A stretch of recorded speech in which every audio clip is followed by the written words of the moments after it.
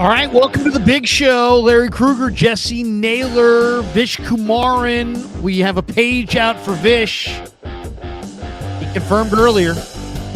So we think he's going to be here. He's calling. Hold on. Oh, he's calling. He's calling Jesse. So hold on. Welcome to the Krug Show meets the big show on a Thursday night. Hope everybody's having a great night. We're brought to you by Pig and a Pickle, the best barbecue in all of Northern California. Check them out in Emeryville and Corte Madera. They're open 7 days a week from 11 a.m. till 8 p.m. or until they run out. Pig and a Pickle, the best barbecue in Northern California. Also brought to you by Marin Auto Glass, marinautoglass.com, 415-883-3030, and Underdog Fantasy and Mojo Fantasy. Check that link in the description. Hit the promo code KRUG, K-R-U-E-G, and they will match you up to your first $100. Sorry that we are late. It is 7 o'clock on the West Coast, 10 o'clock on the East Coast. Jesse, what'd he say? He's en route. He'll be here in just a minute. So okay. Let's get this thing going, and then we'll bring Vish in. Let's do it. A bunch of topics. We have a bunch of things we want to get to. I was down in Santa Clara today, had a chance to talk to Brandon Aiyuk, George Kittle, Nick Bosa, who doesn't talk a whole lot, and Fred Warner. I would say the most interesting thing news-wise that came out of it was that Brandon Aiyuk said that the Niners front office, he said he admitted that he was disappointed that he didn't make the Pro Bowl. And then kind of made a reference to, all those other receivers that made the Pro Bowl are going to have to roll through here, kind of a thing, like he wants payback. And then he was asked if the Niner front office has had any communication with him regarding a contract extension. Niners, he's not a free agent this offseason. The Niners don't have to give him a contract extension this offseason, but we all expect that they will. And he said, yeah, the 49ers have reached out to his agent. And then he kind of dodged the rest of it by saying, but I haven't talked to my agent about exactly what they've offered, which, no, I don't know if I believe that, to be completely honest. Hey, did the Niners call? Yeah. Did they make an offer about what they're going to pay me in the future? Yeah. I will talk about it later. I'm, securing my family and my personal finances. It's not that important. We'll hit it later. I think that was just kind of a convenient way to get out of answering any follow-up questions, Jesse, about, the contract, or are they close? Are they not close? It's a bargaining deal. My guess is it's probably too low initially, because that's the way these bargaining things go. But what's your read on Aiyuk and when the 49ers will extend him? Because he is far and away their number one free agent priority. Yeah, well, first let's talk about the Pro Bowl thing. It's interesting that he was willing to. That's why I like Brandon Aiyuk a lot too, because he just seems so genuine, so honest, and sincere with everything that comes out of his mouth. And him saying that he was kind of bummed a little bit about the Pro Bowl, he should be, because that's a bargaining chip when it comes to getting paid. That's exactly what that is. Also, I think it would probably just feel good to know that you're a Pro Bowler. And I love that he's using it to fuel his fire. Like, hey, these Pro Bowl receivers, they've got to run through Santa Clara. We'll see how that goes for him. So I did like that. As far as negotiations, I'm sure the 49ers have potentially reached out and given him a low ball offer, or just kind of gauging where he's at. But also the 49ers kind of wait on these things. If he were to get signed this offseason, I got to imagine it's closer to training camp. And even then, he's only going into his fifth-year option. Do they do it this offseason? Do they do it the season after?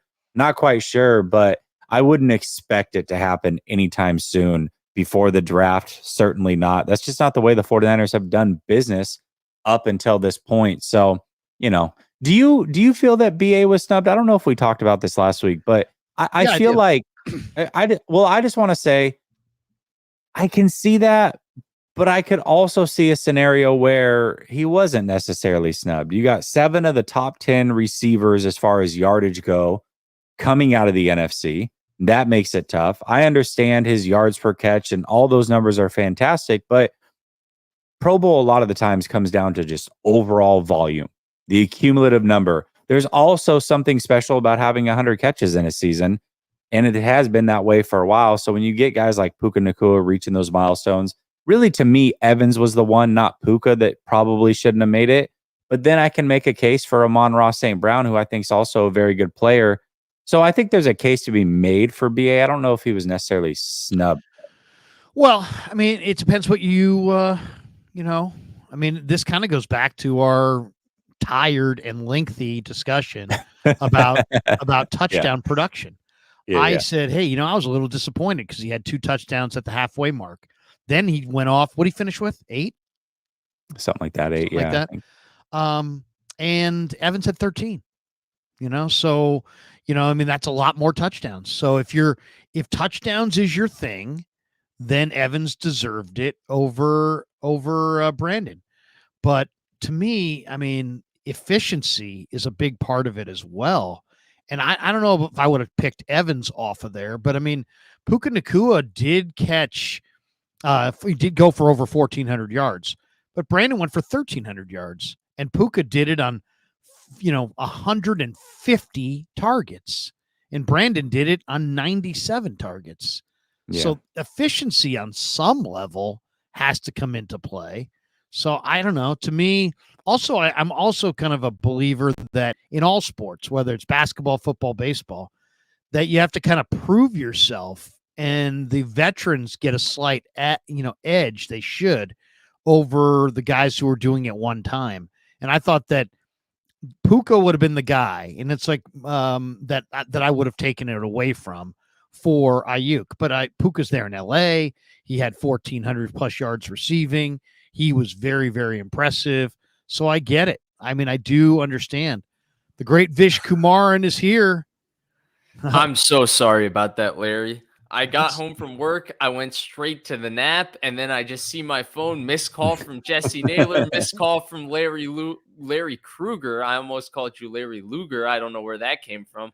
Oh my God, what's up? I'm so sorry about that. How are you doing? It's been so long. Yeah, seriously. How was India? Dude, I mean, we can get into that. It was good. It was solid, but I'm sure it wasn't as good as how the Krug show has been doing the last month. I mean, seriously. Well, we were just talking about Aiyuk and whether or not he was snubbed or not snubbed for the Pro Bowl. And I was just saying that, Puka, come on, man. I mean, Puka had 1,400 yards, but Aiyuk had 1,300 yards. And the touchdowns were similar, but Puka did it in 150 targets and Aiyuk did it in 97 targets. And also, Aiyuk's the veteran, Puka's the rookie.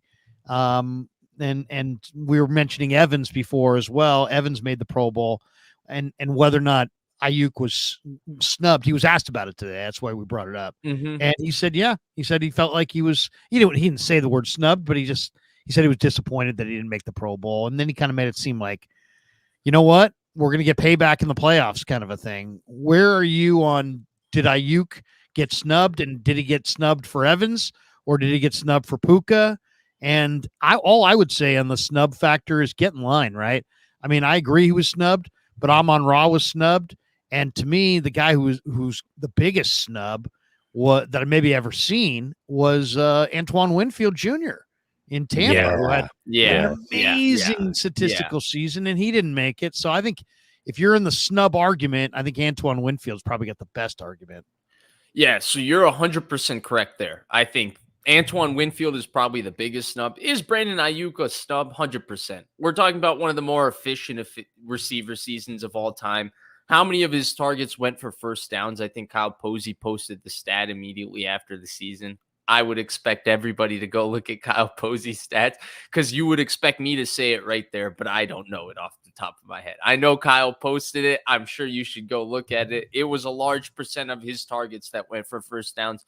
He is 100% a snub when you look at his statistical output. I think he ended the season averaging 18.2 yards per catch, which is unheard of. The guy was extremely efficient. The problem is, you're right. Puka could have definitely been looked at if Puka didn't make it as a snub. In Brandon Aiyuk's place, Mike Evans could have been looked at as a snub if Brandon Aiyuk made it over either of those guys. So I don't know if you can necessarily look at Brandon Aiyuk and say he should have made it over those two guys. But I think when you look at the entire list, you look at Brandon Aiyuk's season, you can definitely say Brandon Aiyuk should have made it. He was a snub. So let's get into some of the other things we wanted to get into, which obviously let's start with the playoffs this weekend. Where are you guys with the playoffs? There's a bunch of good matchups. We could go right down the list and give us your thoughts on them. Why don't we just start right with the schedule in order? Cleveland, Houston. Man, this is a tough one for me because I like Cleveland, but I'm rooting for D'Amico. It's CJ Stroud, a rookie quarterback against the number one defense in football. I'm going to take Cleveland on the road over the Houston Texans. I think the Houston Texans just really missed Tank Dell, and I think they're just kind of a Jekyll and Hyde team. Cleveland, on the other hand, does turn it over a ton, but they do take it away a lot as well. I'm going to go with the Browns and Flacco and the defense on the road. Where are you guys at in that game? I agree. I think, but Denzel Ward, I believe, came up limp. He had a knee injury, so now he's questionable. So that evens things out a little bit. And I think the first time they played, I want to say that CJ Stroud didn't play. I could be mistaken on that, but I think he might have missed that game. It might have been one of his concussion games he missed. So I think this is the first time that he's actually facing them. And the game was close-ish score-wise, but really, I mean, that was a blowout by all means when you watch the game. But yeah, I think it'll be fun for CJ Stroud to get his feet wet a little bit. It's in Houston, so that levels the playing field a little bit, but I just ultimately think that Cleveland's a better team. And Joe Flacco's, we'll see if he still has it in him, but I can tell you this, up to this point, he's been a way different quarterback when it comes to the postseason than it has been compared to the regular season. He's been elite when it comes to the postseason. So we'll see if that continues, but I'm going to go Cleveland. Yeah, I'm with both of you on Cleveland. I think Cleveland is that one boogeyman in the NFL. I mean, I think a lot of us look at it, and Baltimore and San Francisco are clearly the best teams in the NFL. I think most people would stand there, especially after the season is done. Well, Cleveland beat both of those teams. They beat Baltimore, they beat the Niners, and they beat them fairly handedly. Cleveland's a very dangerous squad. Their defense is very good. I think Jesse's right that Denzel Ward being out is a big injury. I don't know what's going on because he hurt his knee, and it seems like it's a little more serious than you would expect for an average knee injury of a star player in the playoffs. It seems like, hey, Denzel Ward could be out for a while. So that's definitely something to monitor. I think the Joe Flacco angle in all of this is interesting, simply because he has played decently well, way better than you would expect Joe Flacco to play for the Cleveland Browns. And then you add the fact that, hey, if Joe Flacco gets some momentum in the playoffs, all of a sudden Cleveland's this really dangerous team, because Joe Flacco is going to have no issue going into Baltimore. He's going to have no issue going into Buffalo. The guy has done this. He's been there. He's been on the road in the playoffs. So I think the entire Cleveland factor is interesting. Houston's an amazing story. Stroud has had an amazing rookie season. It's been amazing to watch D'Amico. But Cleveland is this veteran team that looks, I think, of all the wild card teams in the entire NFL, most primed to be the wild card team that makes it all the way. Where are you on the Miami-Kansas City game? They say it's going to be like 0 degrees or 2 degrees. Mahomes is 9-2 in the playoffs, but I just think Miami Miami's defensively, what's happened to Miami? I mean, they lost Chubb, they lost Jalen Phillips. The front seven is hurt, man. Ogba's hurt. Just signed Bruce Irvin and Justin Houston, literally like Tuesday. So I can't see Miami, and I think it was a terrible decision for Miami to sign up for the in-season Hard Knocks. They were good shows, and I enjoyed it, but I don't think that's a good thing. I don't think Hard Knocks is a good thing in training camp, but I really think it's a bad idea in season. I like Kansas City to rout here. Yeah, I agree. I think Kansas City should win this one going away. Everything goes in the favor of Kansas City, from weather to experience. Mm-hmm. Quite frankly, Tua's just not a very... Tua's okay, I guess. I'm not going to say he's not a very good quarterback. He's starting level. He's kind of a mid-tier quarterback, but Miami's going to make a mistake, it feels like, and pay this guy long-term, and I think that would be a disaster. It's interesting, because from far away, it's almost like we're watching them go through what the 49ers did with Jimmy G, where they get fooled into thinking that he's way better than what he is. And he's got all these efficient numbers and 2 years in a row over 100 quarterback rating and his EPA and all these other metrics that nobody knows what the hell they mean. They're all incredible. So Tua is incredible. And it's like, well, have you actually watched the games? Because if you have, you would realize he's none of those things that you think he is or try to paint him to be with the statistics. So I think that Tua is just way undermanned here. And in the cold weather, it's going to be a disaster. I remember watching them in Buffalo at like 45, 50-degree weather, and they brought heaters for the sideline because they weren't acclimated to 45, 50-degree weather. Imagine what it's going to look like at 4 degrees with a wind chill of -17. Good luck. Where are you, Vish, with this one? Yeah, I'm in the same spot. I agree with everything Larry said, but Jesse said. I mixed up the two of you. It's been so long. But I'll go the other angle. I'll talk about Kansas City. I think this is a great opportunity for Kansas City. So we were very wrong in our preseason projection of Kansas City, especially me, right? I looked at them and I saw replacing Rashee Rice with Juju Smith, or replacing Juju Smith-Schuster, with Rashee Rice. It's not going to make much of a difference. Kansas City lost Tyreek Hill. They were a dominant team. They're going to be an even more dominant team this year, and they've struggled in a lot of ways. But I think this AFC matchup that they get at home versus the Dolphins, who are reeling, right? 2 weeks ago, the Miami Dolphins were playing for the 1 seed in the NFL. Now, all of a sudden, out of nowhere, they get blown out by Baltimore, and then they lose to Buffalo at home with the division on the line. They're really reeling. They're injured all across their front seven. Obviously, the Tua issue, Jesse covered it, but I think it's a good way to look at Kansas City and what's their identity, because their identity is not Patrick Mahomes in these playoffs. And to me, the question is, do Andy Reid and Patrick Mahomes embrace the fact that their best chance to win the Super Bowl this year is pounding Isaiah Pacheco and relying on their defense? Miami in that cold weather is a really great opportunity to see if Kansas City have discovered their identity, because if they haven't and they're still dropping Mahomes back against a weakened Miami defense, I don't think they have a really good shot at the Super Bowl. And I do think that Kansas City, that relies on Pacheco and that defense, while it's not the most dangerous version of Kansas City we've seen under Reid and Mahomes, it is a dangerous version of Kansas City, because they would still have an opportunity to win in these playoffs. When they're not doing that, I don't really look at their opportunity as big. So I'm with Jesse that Kansas City wins that game. But from the Kansas City angle, I look at it and say this is a great opportunity for them to establish a brand new identity in these playoffs. I don't think go ahead, Jesse. I just want to say real quick, though, too, what's interesting about that is that's the right model.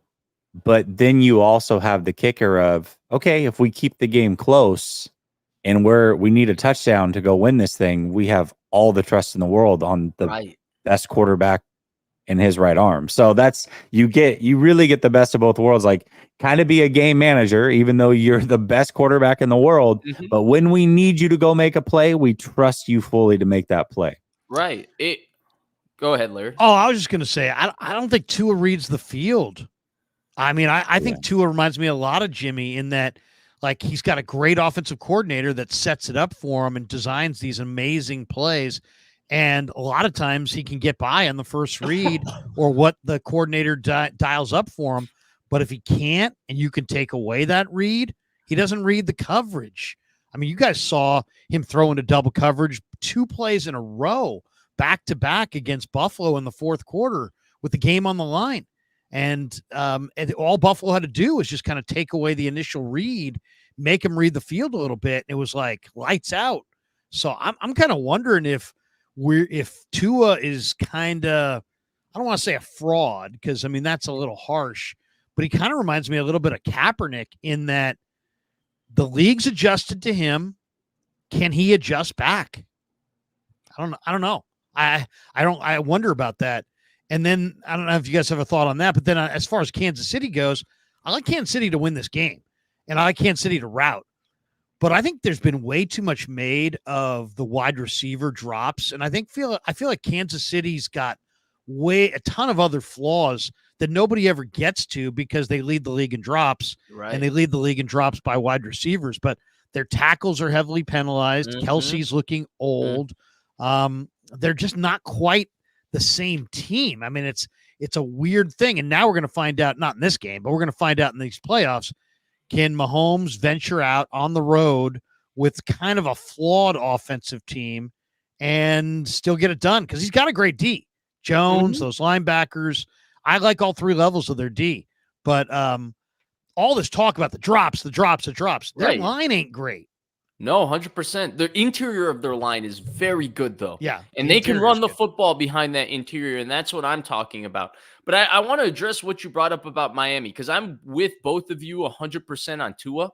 Like, I stand right in that same realm. But I think when we just talk about Tua in this case, I think Mike McDaniel escapes the criticism. And I don't think that Mike McDaniel deserves too much of the criticism, but I think there's an aspect of it I wanted to discuss with the two of you now that we're here. And it's that Shanahan and McVay, specifically their successors, they seem to build soft football teams, man. It just seems to be the case. Green Bay is soft, right? Matt LaFleur, Green Bay, they've been soft the entire Matt LaFleur tenure. Mike McDaniel, Miami, they're a soft football team. They're just a soft football team. When the game gets a little physical, it gets away from their identity. The Niners, the Rams, and the Niners are much more physical than even the Rams. That's where the Shanahan-McVay in this gets interesting to me. But they build teams that are built on speed, built on creativity, but also are extremely physical football teams. We've seen what, the Rams were able to do going into Baltimore and cope with that physicality. We saw what the Niners did dismantling Philly, dismantling Dallas. I don't know how those wins necessarily reflect now that the season's over and Philadelphia fell off, but those are still dominant wins against physical football teams at their peaks when they beat them. I think that there's an issue with McDaniel as well in terms of staying committed to the fact that this year, last year, this wasn't necessarily the case, but this year, Mostert and Achane were pretty dominant, especially when they had both of them. And McDaniel wasn't necessarily fully committed to running the football. He put the ball in Tua's hands in quite a bit of moments when he could have taken it out of his hands. I agree with both of you on Tua. I'm not the biggest Tua fan. I think Tua, in a lot of ways, is flawed. But I think there's also a Mike McDaniel aspect to this, is he was the Niners' famous run game coordinator. And they're not as committed to the run as they can be. They're not as committed to the run as they should be. And they're a little softer than a team that should be able to identify themselves as a team that can run the ball can be. All right, let's jump to Pittsburgh, Buffalo. And this one, from what I'm hearing, is going to be like 50-mile-an-hour winds. And it's a big number, too. It's Buffalo -10. It's opened at 9. I think it's up to 10. This is going to be 10 a.m. on the West Coast, noon in Central time zone on Sunday. Buffalo was 6-6, and it looked like they were circling the drain, but they've now won 5 in a row. And they kind of scare me the most in the AFC, because if they get to the Super Bowl and they're facing the Niners, they will have won 8 in a row. So Josh Allen, everybody goes, oh, Josh Allen, he doesn't win in the playoffs. Okay, but if you look at those numbers, he's been good in the playoffs. He's just been getting beat. I mean, he's 500 in the playoffs, but the numbers are pretty decent. To me, though, in this particular game, I don't know what to say. I mean, I like Buffalo, but I don't know if I like Buffalo against that number. And I think Pittsburgh's going to be able to run the ball, and I don't know that the Bills can run the ball in this game. And if there really are 50-mile-an-hour winds, that could take out the passing game and make this a run-only type game. And I don't know if I love the Buffalo Bills rushing attack, even though they're home. How do you guys? I mean, I'm gonna lean with Buffalo, but and I think they could destroy them if they get up early, especially against Mason Rudolph. But if this game in any way plays with Pittsburgh with a lead, I could see this thing being a nail biter to the end. I mean, and that's the other thing. Buffalo's been Jekyll and Hyde. They've been, some weeks they look awesome. In other weeks, they look pathetic. I mean, this team looked so bad against Denver earlier this year. I could not believe it. Where are you in Buffalo, Pittsburgh? Go ahead, Vish. Yeah, I think you bring up a really good point about Buffalo. And this is the same Buffalo team that during this streak, they barely beat the Chargers. And that was no Justin Herbert. I think that was post Brandon Staley firing. You would expect a red hot Buffalo team to just obliterate that Chargers team. And it was a very back and forth, and they kind of eked out that win. Buffalo is Jekyll and Hyde, as you described it. I ultimately think they win this game just because I believe in Josh Allen. I think Josh Allen's a great quarterback. Now, I think, Josh Allen isn't the perfect quarterback, and I think his turnovers tend to get amplified for whatever reason. And I think his turnovers aren't necessarily great, but I think that oftentimes they come late and down.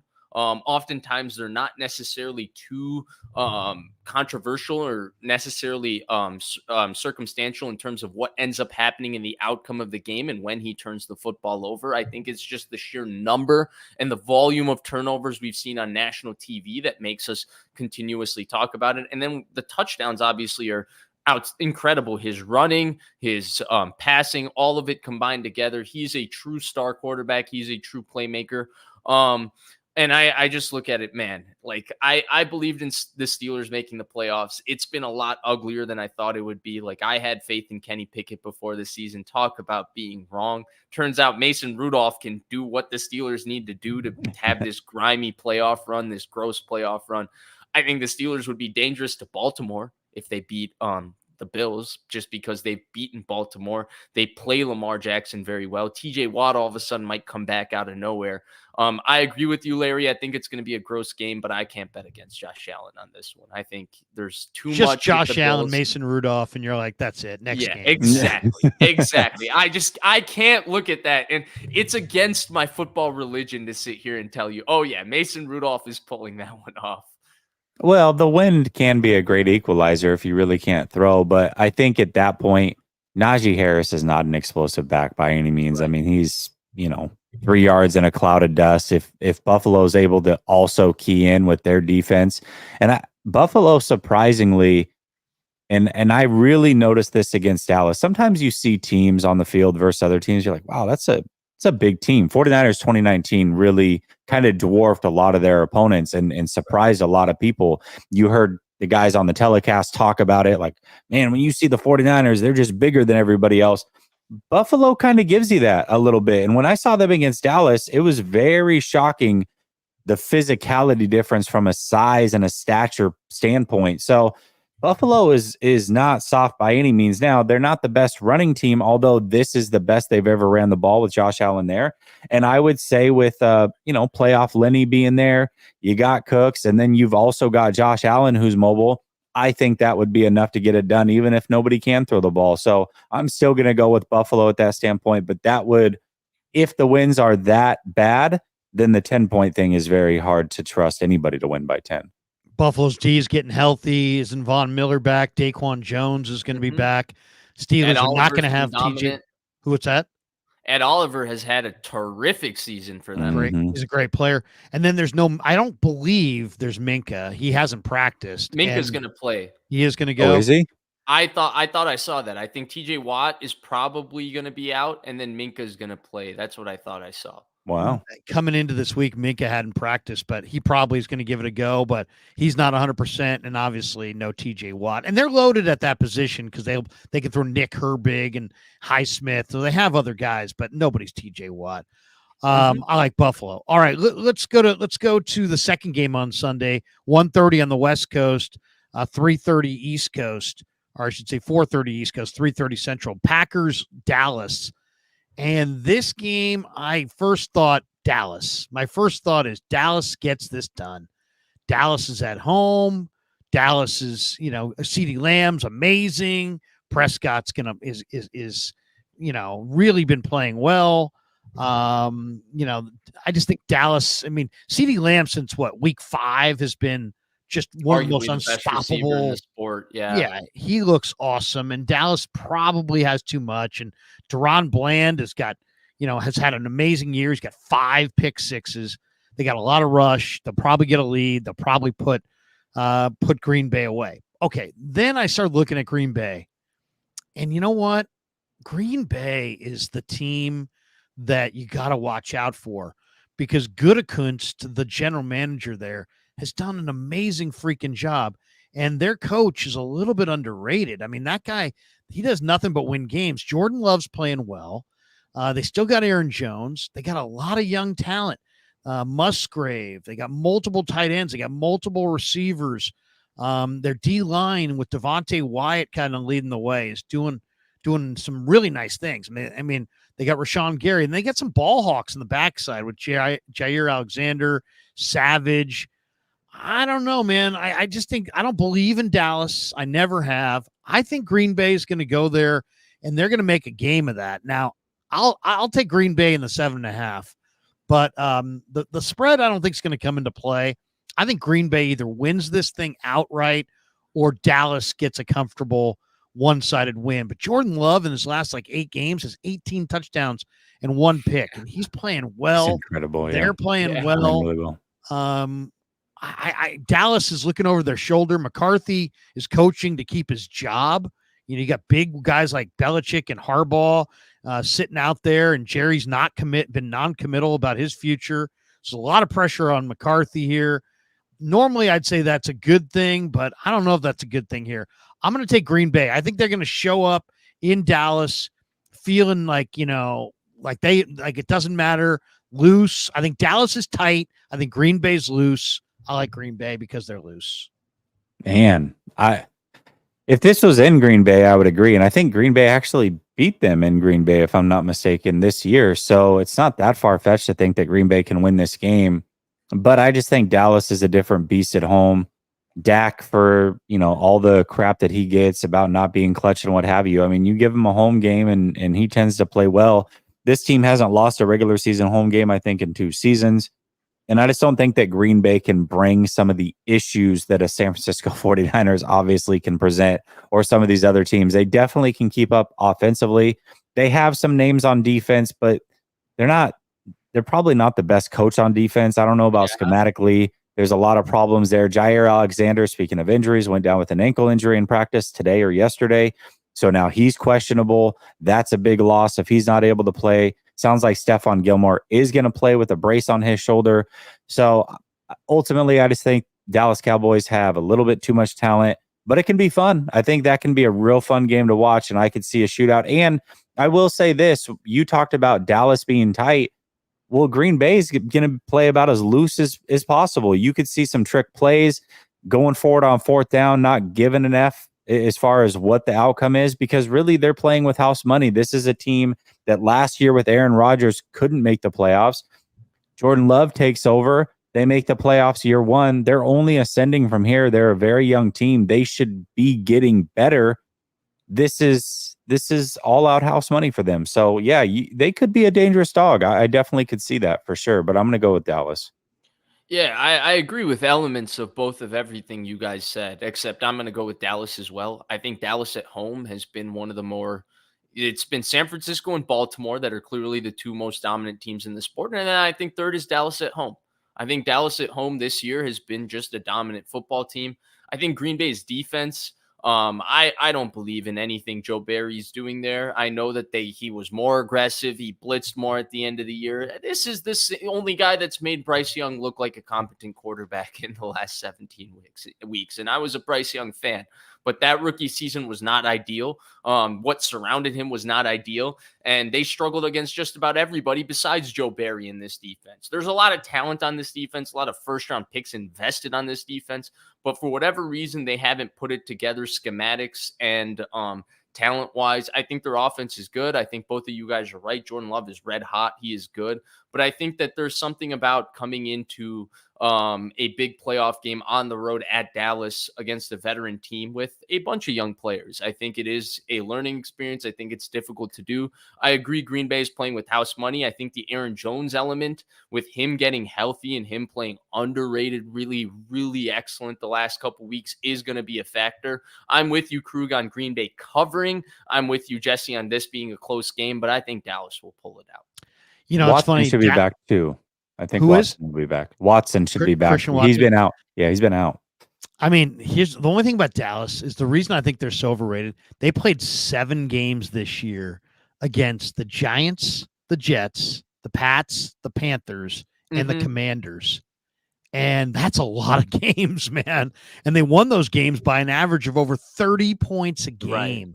But then when you look at what they did against the better teams on their schedule, the margins were much closer and those games were much tighter. And I'm looking at Green Bay. I kind of hope Dallas wins because I'm looking at Green Bay, guys. Green Bay scares the S out of me. Dobbs and Watson, Jaden Reed had a 100-yard day last week.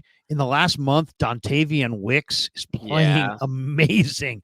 They have Tucker Kraft and Luke Musgrave. That's just a lot of offensive weapons. And then what really scares me about Green Bay is that Rashawn Gary, Devontae Wyatt, Kenny Clark are really, really good. And those guys were all number 1 picks. They drafted this kid out of Bowling Green in the 6th round named Carl Brooks. He wears 94. He's now given them a lot. So, I mean, they're going to be able to put some heat on you up front if they get a lead. And I think they're kind of opportunistic on the back end. I don't know. I fear Green Bay. Now they're probably a next year play, but and they could just show up and this moment could be too big. But guys, this is the youngest team we've seen in this spot ever, almost. Like their average age on this team's like 24, 25. They're like one of the youngest playoff teams in the NFL in years. So they're young, but they're so young that they don't know that they're not supposed to be here. So that's the thing that makes me nervous there. As I said, I could see that going either way, but I'll take Green Bay in the points. All right, let's talk about the showdown in Detroit, because I think most people, myself included, at first glance said Stafford and Puka and Kupp and Higbee and Tutu, and the Rams are going to show up and they're going to be able to put up 30, and the Lions pass D's no good, and the Lions are limping home. But this crowd is going to be going crazy, and I know there's no Sam Laporta. He might play. Is he going to play? I mean, that knee looked really bad last week. Is Brian Branch going to play? I don't know about Branch, but I saw something that Laporta is going to put a brace on and play. Well, I mean, I'm just going to go with Detroit, just because Detroit in that atmosphere, I think that place is going to be absolutely rocking and rolling. And I just think that Jared Goff, whatever Jared Goff's best game is, he's going to fire it here. I mean, McVay kicked him to the curb. He had taken them to the Super Bowl. And now, Dan Campbell's put his arm around him. He's got 2 running backs. If Laporta can play, I'll be shocked. But if he can, I love Laporta. I love their weapons. I love their offensive line. And on defense, CJ Gardner-Johnson is now back. He had a pick last week, and he looked like he hadn't missed any time at all. So I think he's a major player. I think he's one of the reasons that Philly's not good, is they don't have him. So I'm going to take the Lions in a shootout over the Rams. I think this is going to be a very high-scoring, back and forth, up and down kind of game. I just don't think the Rams defense can stop the Lions, and I don't think the Lions defense can stop the Rams. But I think the Lions, with home field and some of the great individual talents they have, get a couple of stops, and it's just enough for them to win a shootout. So I'm going Lions over Rams, but I don't feel great about it. But I have a hard time picturing the Lions losing for their first playoff game at home since 91 or something like that. Brian Branch was a full go as well. So go ahead. I was going to say, Jesse, if you don't mind, I'll go on this because I 100% agree right now with you, Krug. I've seen this be like the popular expert upset pick, which is Rams go into Lions and win. And I see the reasons for it. You look at Stafford. I likely look at him as the best quarterback in the NFC, but certainly a seasoned veteran quarterback going on the road. Like you would expect that to be the team that does it. But I look at this matchup, and I've seen a lot of weird comparisons for the Rams, like the 2011 Giants. I've seen that comparison. I don't see it. And it's simply because I don't see a team that can go on the road and put pressure on the quarterback. That's what made the 2011 Giants special. They could go on the road and put pressure on the quarterback. That's not something I see this Rams team doing. Byron Young had a very nice rookie season, but outside of Aaron Donald, this isn't the kind of front four that's going to go other places and have success. I know Detroit isn't the greatest team, but Detroit at home with that offensive line against this defense with Jared Goff and Jahmyr Gibbs and David Montgomery, they're going to put up points. And I understand that the Rams have found this avenue to put up points. It's not just Stafford. They've really found a serious run game this year with Kyren Williams and McVay, and that's successful. I don't know that that's enough to go against this defense with the Lions, which I don't know if that's great. But at home with Aiden Hutchinson and company, they're going to get pressure. I'm not 100% certain on this game, but Krug, I see it the same way. I see a shootout, and I see the Lions eking it out because I think they're more capable of getting one stop at home than the Rams are on the road. Jesse, what do you think? Man, this game I think is going to be, this is the one to watch. This is the best game of the weekend, in my opinion. And this is what I wanted. I wanted to see Stafford go back, play Detroit. It's a great story. Just like I think I want to see the Browns and Joe Flacco go to the Ravens. I mean, these are stories that you want to follow as a football fan. So for me, I love this matchup. I am going to go with the Rams, though. A couple of reasons. One, they did get to rest last week, and I think that's going to be crucial for them. You're also talking about a team that has Super Bowl experience and tons of playoff experience. Head coach has been there. Quarterback's been there.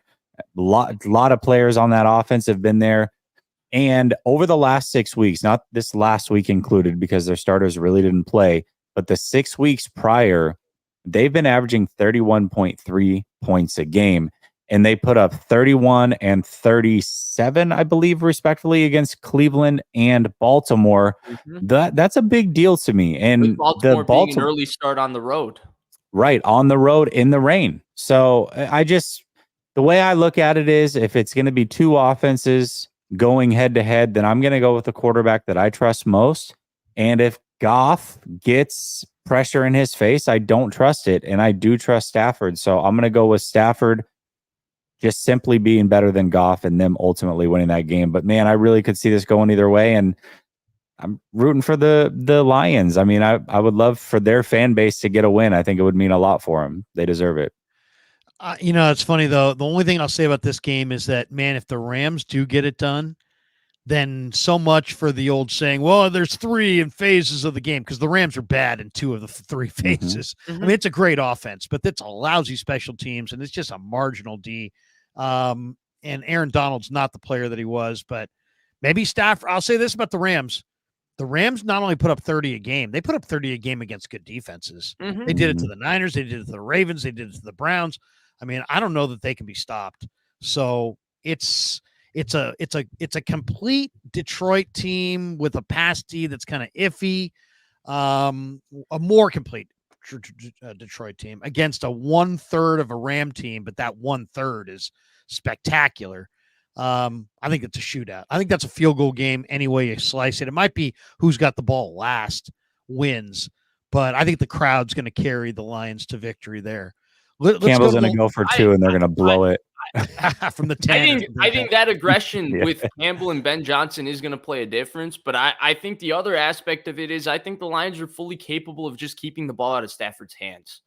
With the way they run it, Monty and Gibbs is just a phenomenal duo. Like, I did not believe in the Lions before the season. I like their offensive line, but they're really good. They run the ball really well, and they're committed to running the ball. Monty and Gibbs is truly a phenomenal duo. They're both really, really good players. I just don't see the Rams' answer to that offensive line and that run game.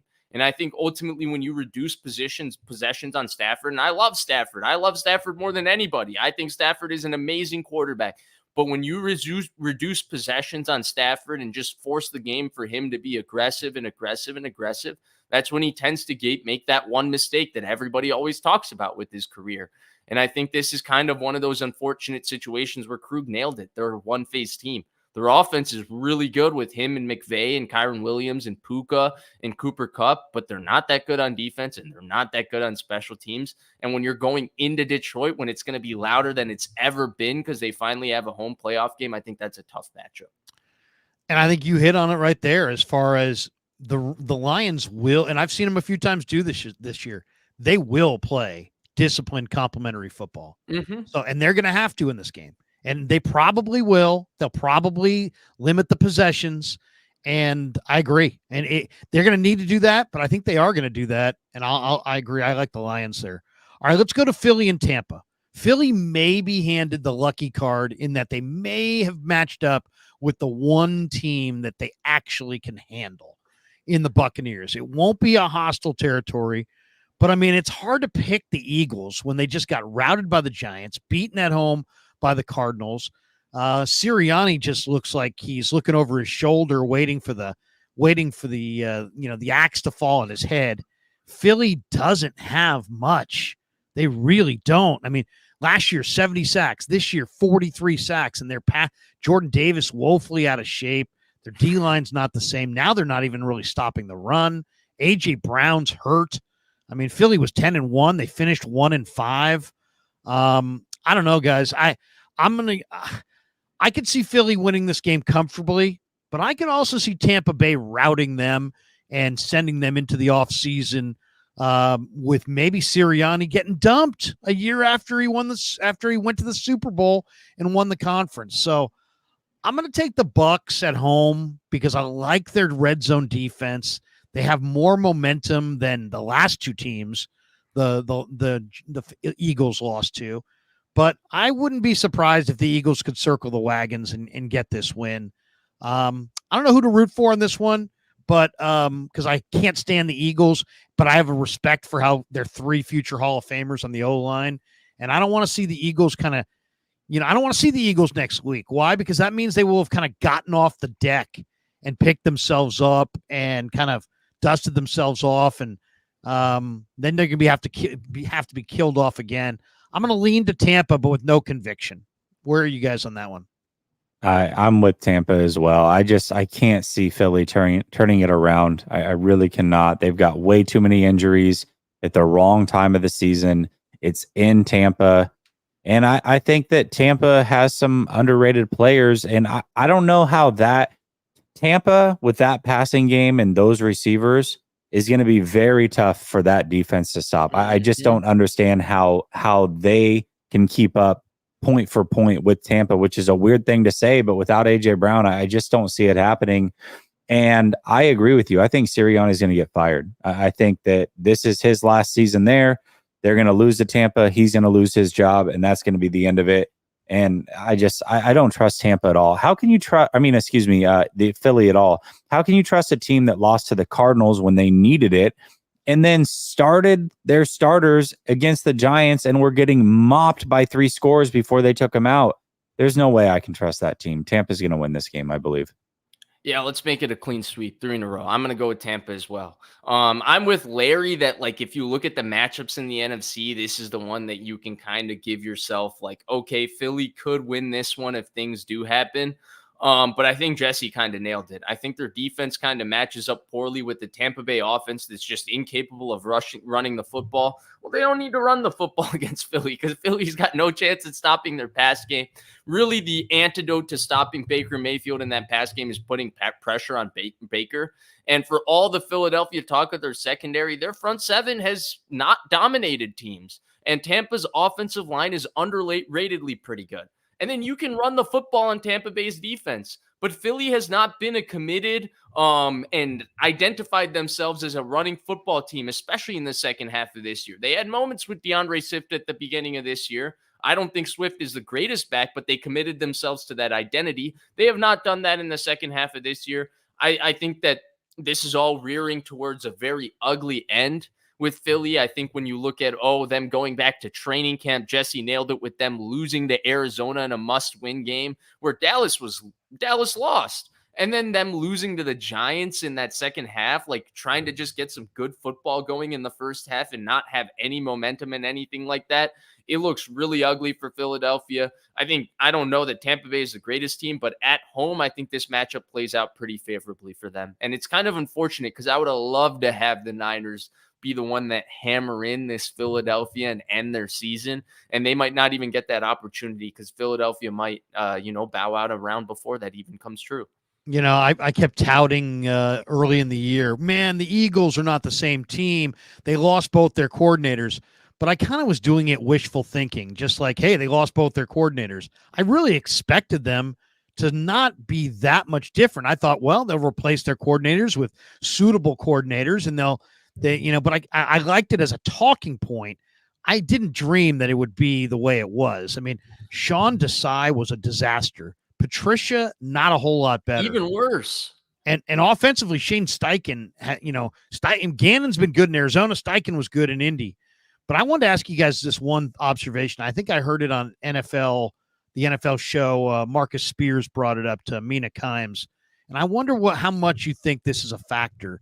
He said that no team runs less motion, pre-snap motion than the Eagles, and that they don't challenge you defensively, mentally, pre-snap. And that has a major even though Desai and Patricia and the defense is getting the blame, that really they don't put a lot of pressure on you offensively pre-snap or mentally. You still got to defend their weapons and Hurts, and that's a lot. But that, what they show you is kind of what you're going to get, and you don't have to make adjustments as they're snapping the ball.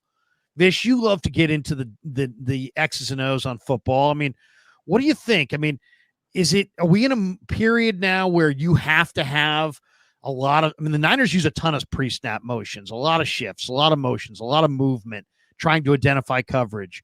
And how much do you think that's a factor in Philly's slide offensively?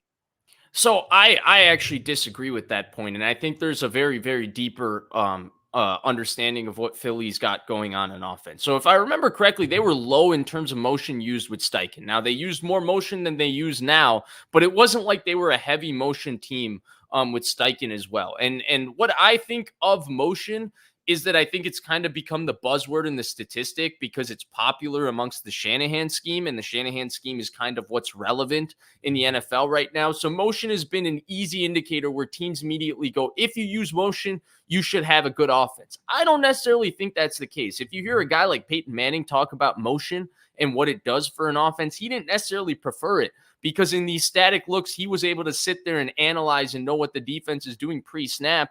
And motion kind of changes that picture, right? Because when you turn a 2x2 into a 3x1, defenses play it slightly different than play the 3x1 versus how they play the 2x2 slightly different.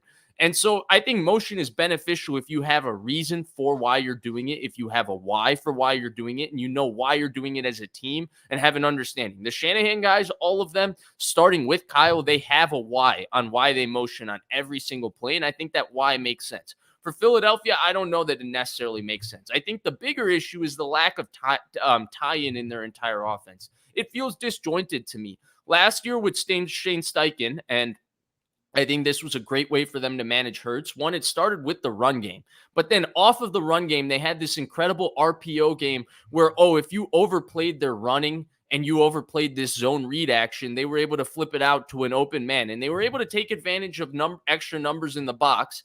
And then when they got often single high coverage, which is what they got, they said, okay, when we're in single high, it doesn't matter whether you play zone or man. It's going to be man outside the numbers. The reads are very defined for a quarterback. He throws the ball deep extremely well, and we have a super freak in A.J. Brown and another freak in Devonta Smith that nobody's going to be able to cover in one-on-one coverage. So there was a tie-in to everything, and it started with their run game.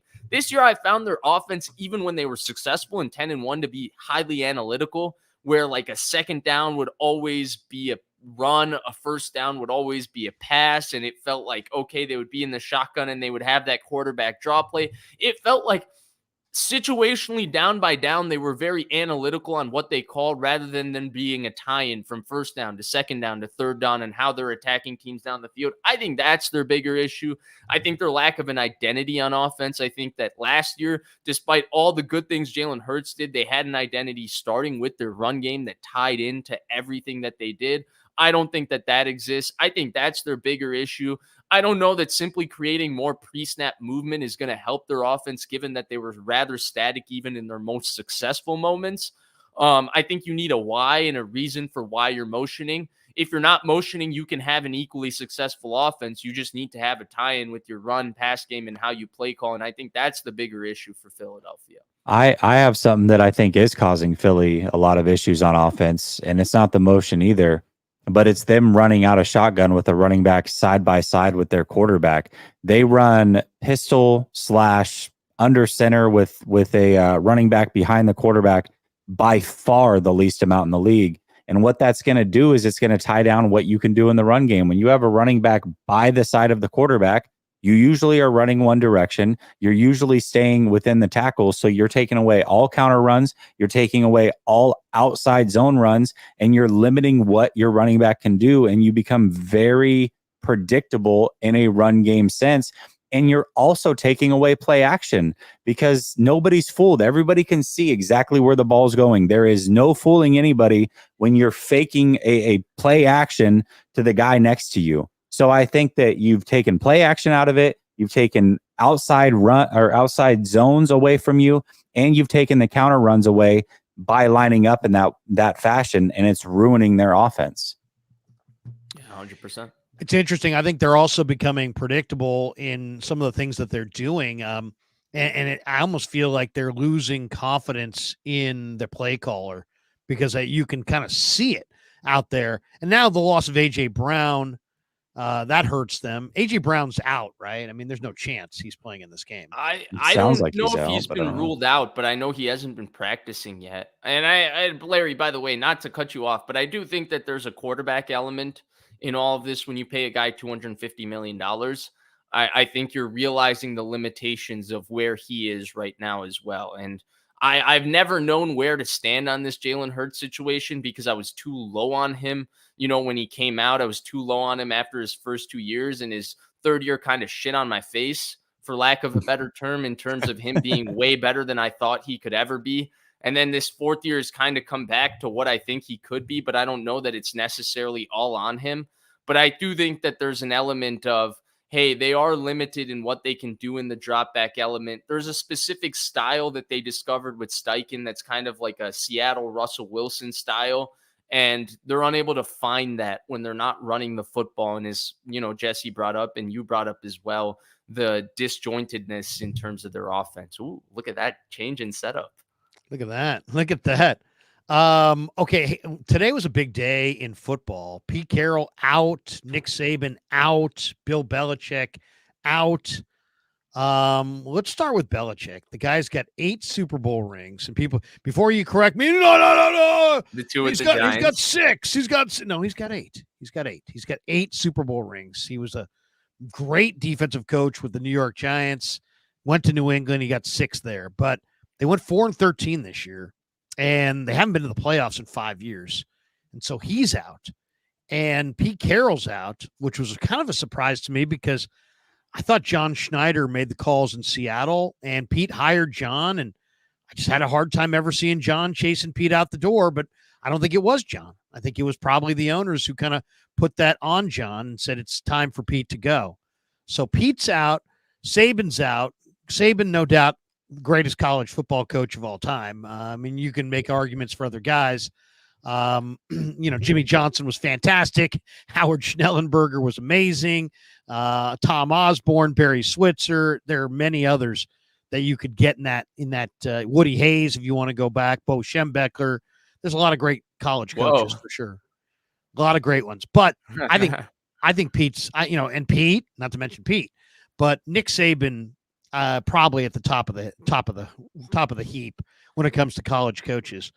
But I guess I want to ask you about where you think these guys are going, and are they going anywhere? I think Saban's done in that he's just gonna, hang out with Fran Tarkenton on some lake in Alabama somewhere and drink beers and tell stories.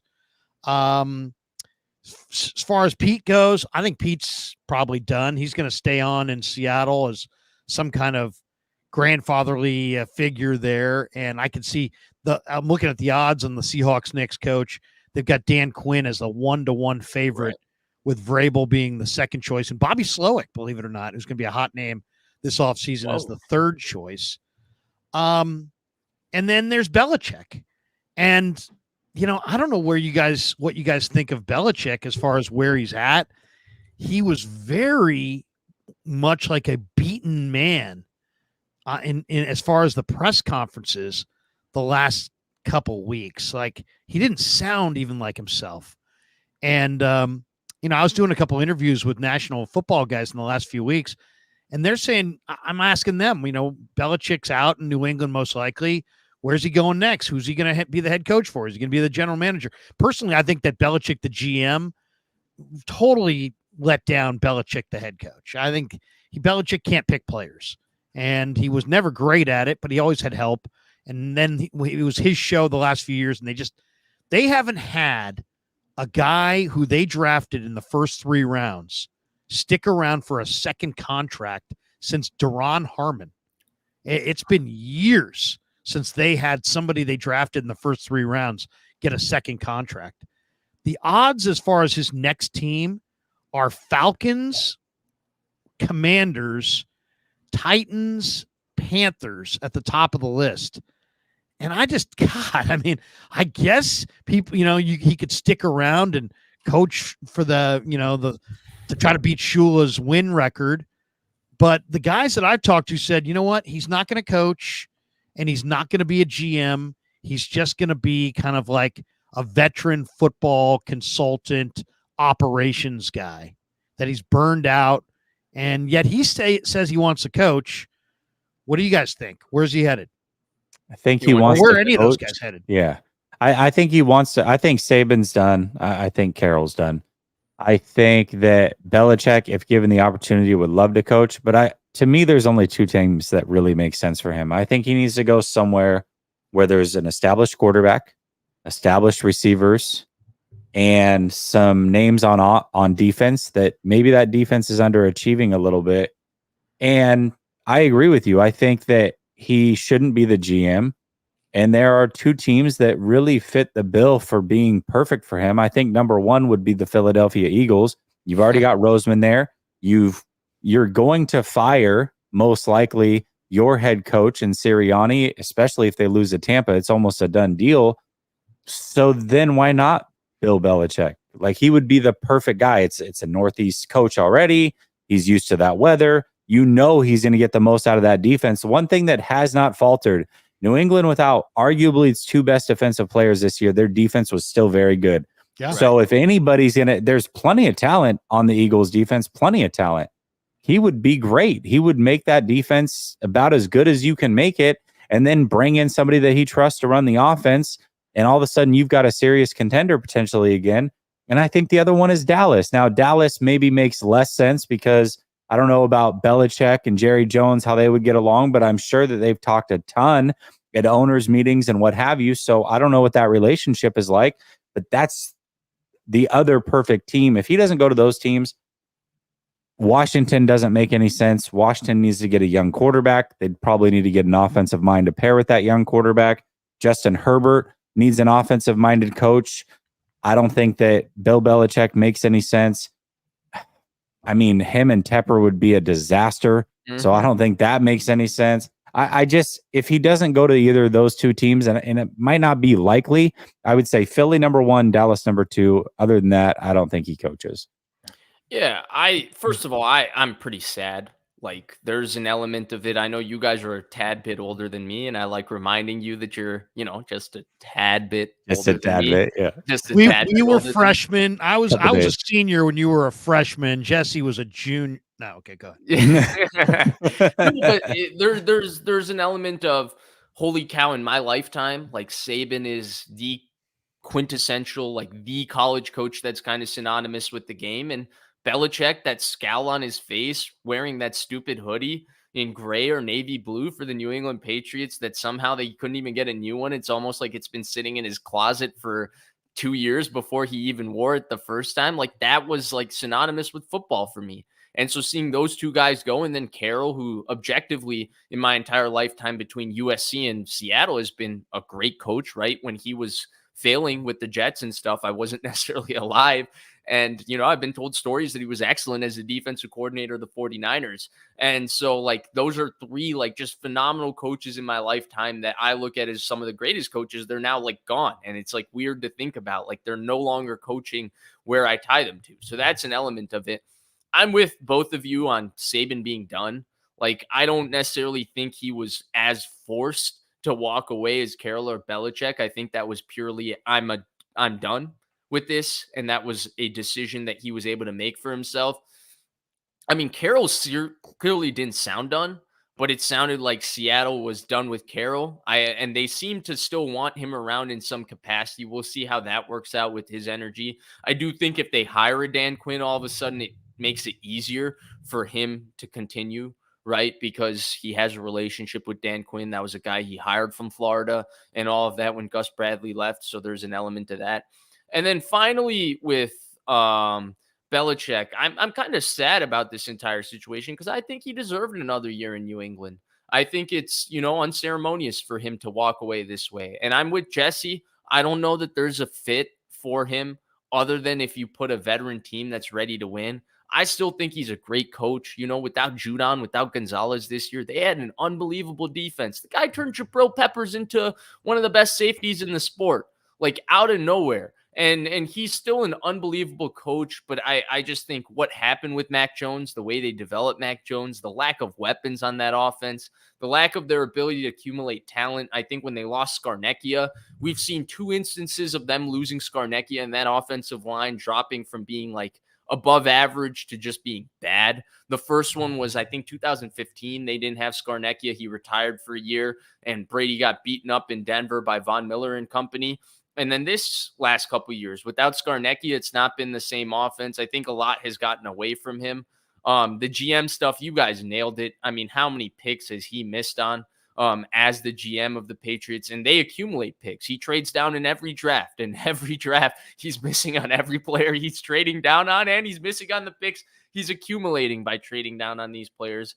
I just feel like he's in a situation with the way he does things, for him to be able to implement that at a new organization at 71, it just does not make sense. I'm 100% with you, Krug, when you say he's either equipped for a consultant role, or with Jesse, if somehow he becomes Parcells late in his career and goes to Dallas and has this ongoing public battle that we all enjoy observing with Jerry, or if he goes to Philadelphia and says, okay, let me fix that situation. But I don't even look at Jalen as his kind of quarterback.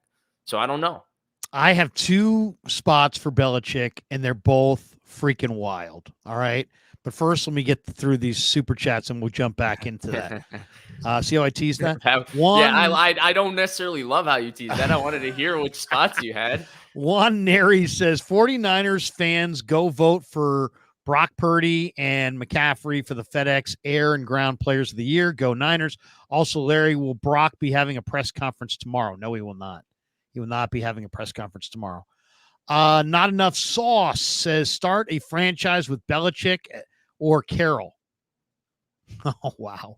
Who would you go with? I'd go with Carroll. Carroll's way more enthusiastic. And when you're starting a franchise, I mean, are you talking about in their prime, or are you talking about right this second? I think he's talking about right now with them at Right 72 this second. and 70. Yeah, I'm going Carroll. I'm going Carroll. I think he would be, you got to have enthusiasm to start a franchise. You got a lot of, so I'd go with Pete. What do you guys think? I'll go with Pete as well. Yeah, I'll go with Pete as well. I just think it's the way like George Belichick Allen or does something. things, I just think with the way Belichick does things, it's not something that you can implement and start now at 72 or 71. I think he's so particular on everything, on how an organization does things. And I think that attention to detail is what made him so successful for 24 years. But I don't think that's something you can simply start over. Whereas I think Carroll is equipped to take that positivity and take that entire, I call it a shtick, but he really lives up to the shtick because he's 100% positive, chewing that stupid juicy fruit gum all the time. But I think he's capable of taking that and going elsewhere.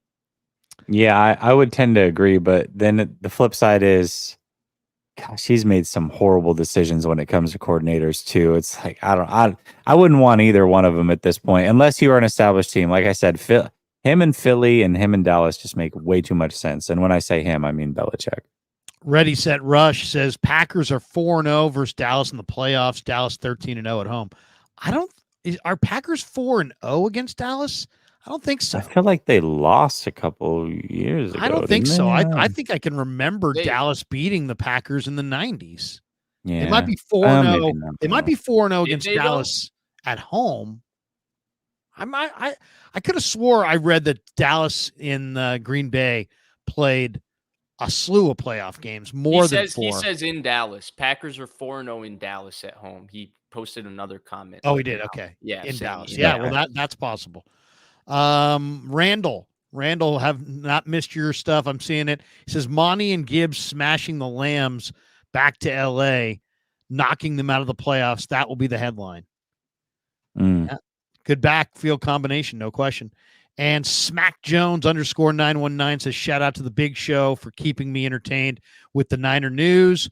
Just welcomed my firstborn today. Oh my God. Nice. Baby boy, Awesome. healthy, and mom is doing great. Way to go, Smack.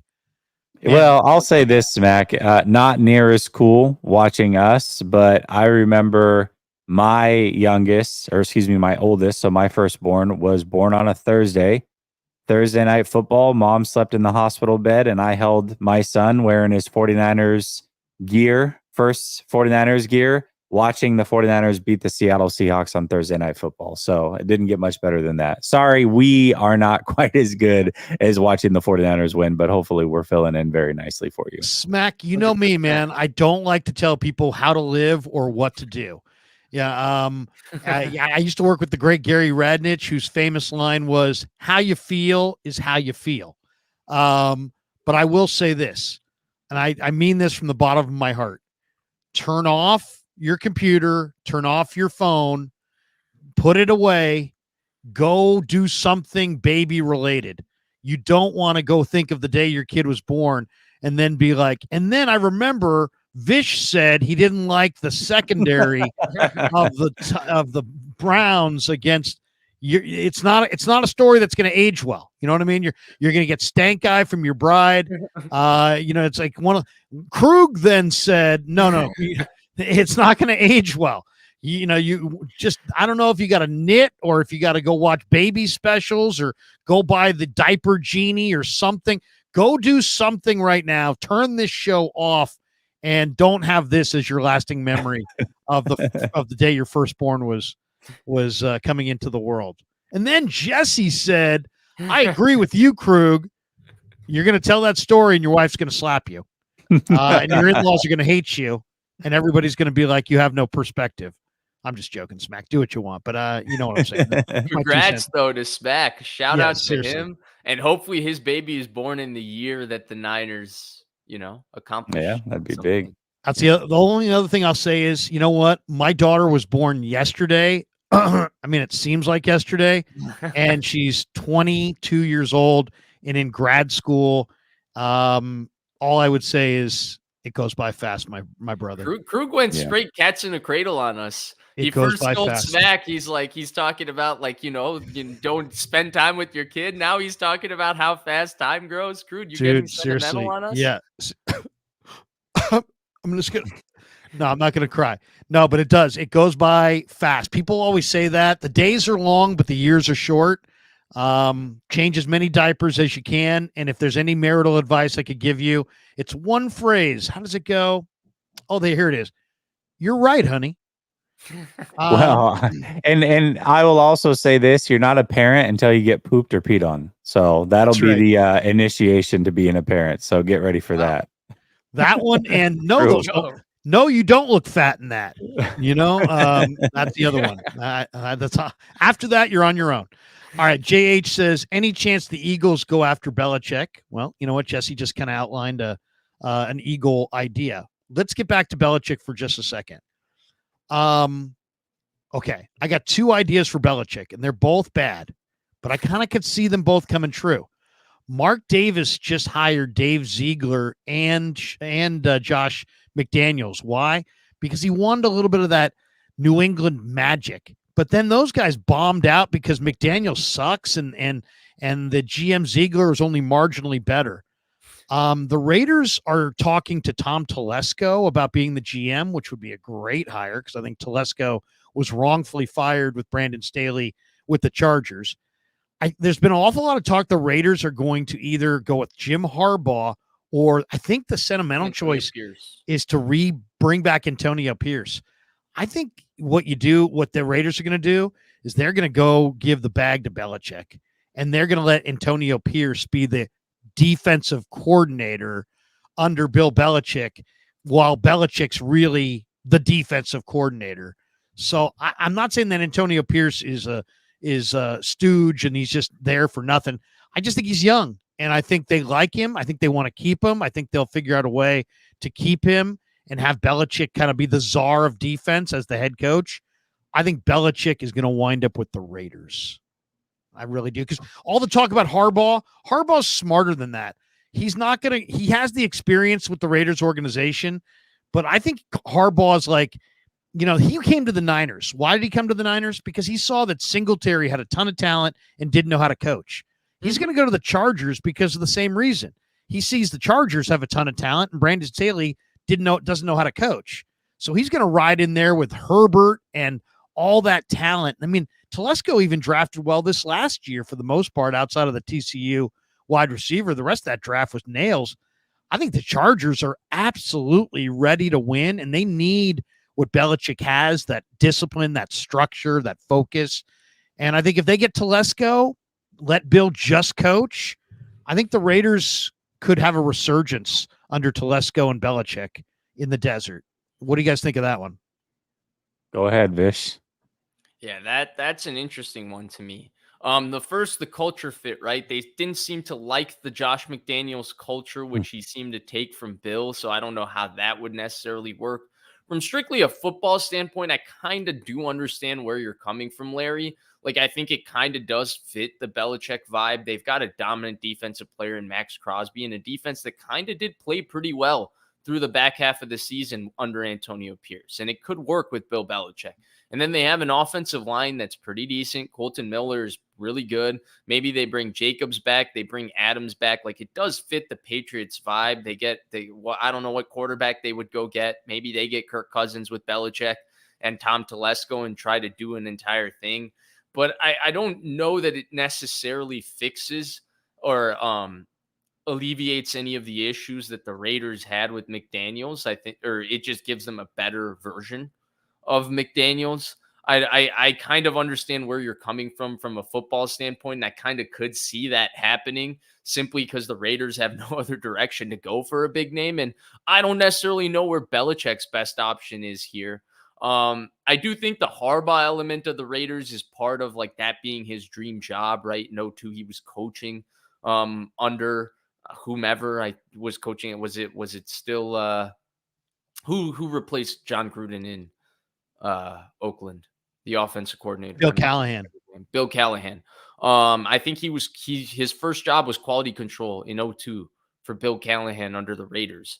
So I think that there's like that connection for him, and I think that job has sentimental value. But I agree with you, Krug.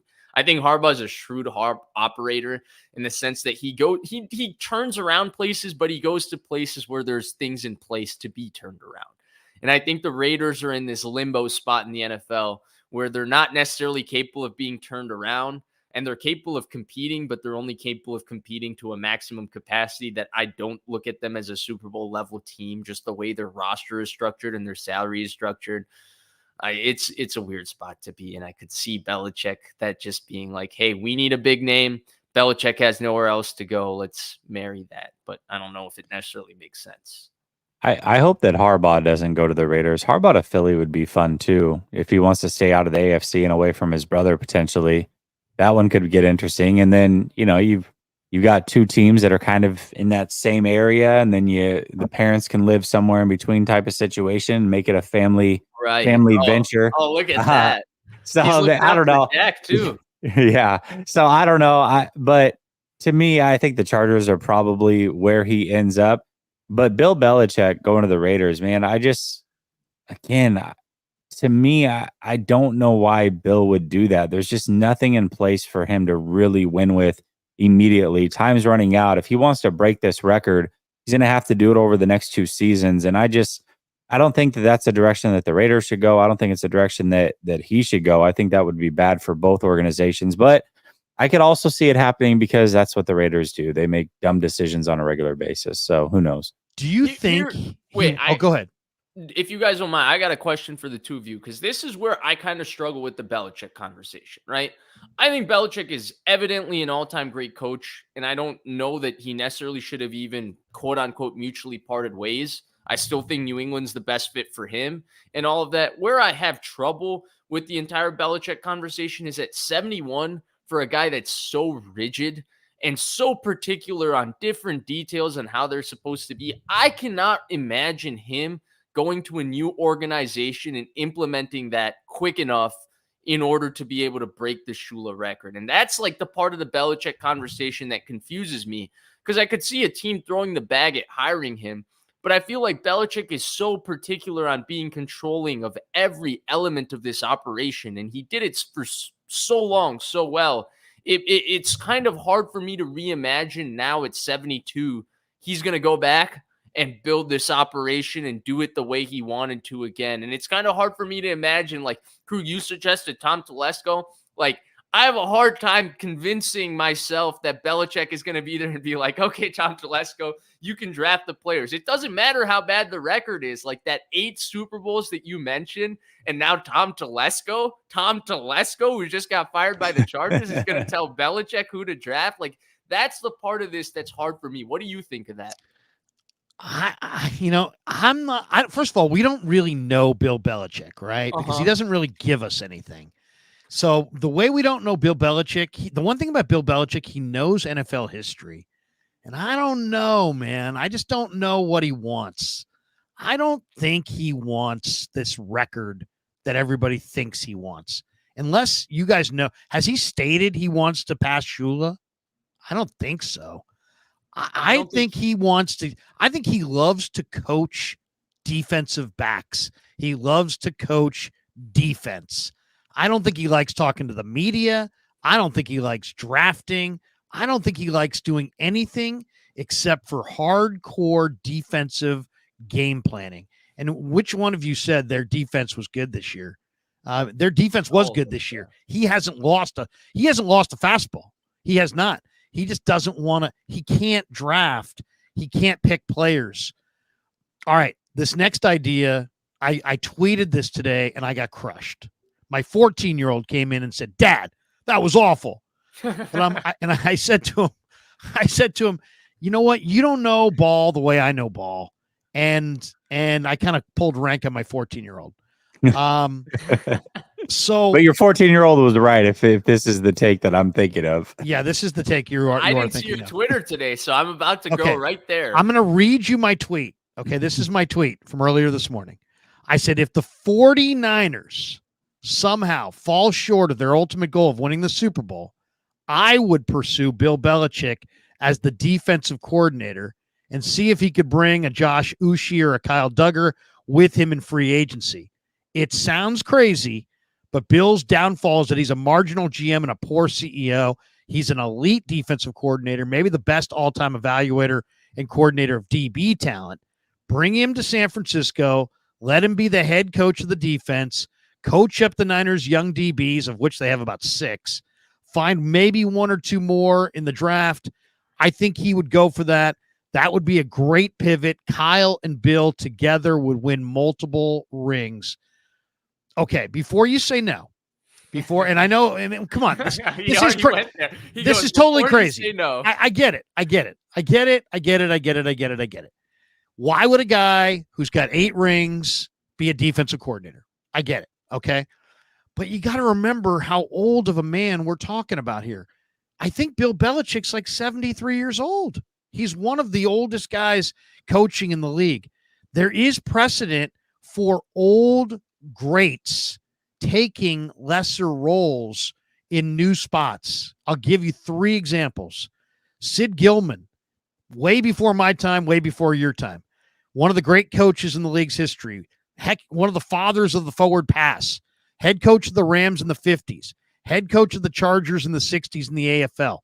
This guy was the Eagles quarterback coach in 1981 when he's coaching Ron Jaworski, and I think coached Steve Young with the LA Express in the USFL. Why? Because he still had knowledge to impart, but he didn't want to be the head coach, but he didn't want to sit on the couch. That's number 1. Bill Walsh, example 2. 3 Super Bowl rings in the 80s with the 49ers. Then he coached Stanford.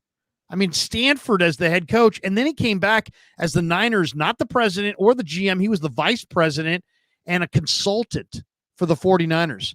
Example 3, I just bumped into him in the buffet line on Christmas night. The best GM in the last 20 years may be Ozzie Newsome. He's not on the couch. He's not the GM, but he's not on the couch. He works as a consultant in the Ravens front office. Eric DeCosta is the GM. Eric DeCosta picks the players, but Ozzie Newsome's a consultant. The 49ers used to have guys like Bill McPherson and older coaches sitting around. John Lynch and Kyle Shanahan have tremendous respect for Bill Belichick. He has tremendous respect for them. If the Niners lose in these playoffs, especially if they lose before they get to the Super Bowl, they're going to need to pivot to something. And Steve Wilks may be out the door. He's interviewing with a couple different teams. in the next few weeks. If they lose Wilks, they don't really have an internal candidate. So they're either going to start new and try to bring in another coordinator and make them adjust to their scheme. Why not? Why not the hoodie? And just let him develop Jair Brown and Talanoa Fonga and Luter and Lenore and Womack and all these young corners and DBs that the Niners have, and coach up the defense. He can still do it. You put Kyle as the head coach of the offense, Belichick as the head coach of the defense. The money is there. The Niners, there's so much money in the NFL. The Niners could pay him almost head coach money for a year or two to be their defensive coordinator. If they don't win the Super Bowl this year, man, they're going to be hell bent to win it next year. And they're probably going to be Kyle's not going to be looking for an offensive coordinator because he's the offensive coordinator. So, no matter what happens, if the Niners fall short, he will blame the defense. He will look at the defense as the problem. And here's the hoodie sitting right there. I know it sounds crazy, but Sid Gilman, Bill Walsh, Ozzie Newsome, nobody thought those guys were taking a backseat to anybody either, and did.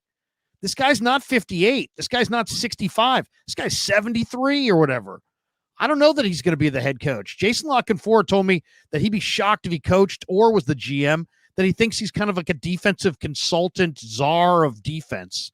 Maybe the Niners make Bullocks the defensive coordinator and bring in the hoodie as some kind of defensive consultant and pay him a lot. But Kyle loves him, John loves him, and he loves them. What do you guys think? Well, the defensive consultant element, not to interrupt you, Jesse, No, I think that one could make sense because here's Krug. I think that consultant idea with Ozzie Newsome and Bill Walsh, I think that argument falls way short because they're almost taking a step back and doing the job in a full-time capacity, but their knowledge and expertise is still being relied upon by those organizations. I think that's where that consultant role comes in. I think if Ozzie Newsome still wanted to be part of the grind that it required to be the Baltimore Ravens GM, he would still be the GM of that football team. But I think that's where he's kind of stepped away because it is difficult to do those jobs. I mean, Larry, you're fucking lazy. Like, you know lazy, the hours. Larry. You know the hours that it takes more. You only got in here at 7 a.m. It's only 8 p.m. and you're already leaving? Right. You know the hours that it takes more than everybody. It's a toll on your body. So I think that element of it makes sense for Belichick, that he could be a consultant. But I also think that there's an element of this to Shanahan is he's visualized and he's philosophically visualized how he wants this football team to look.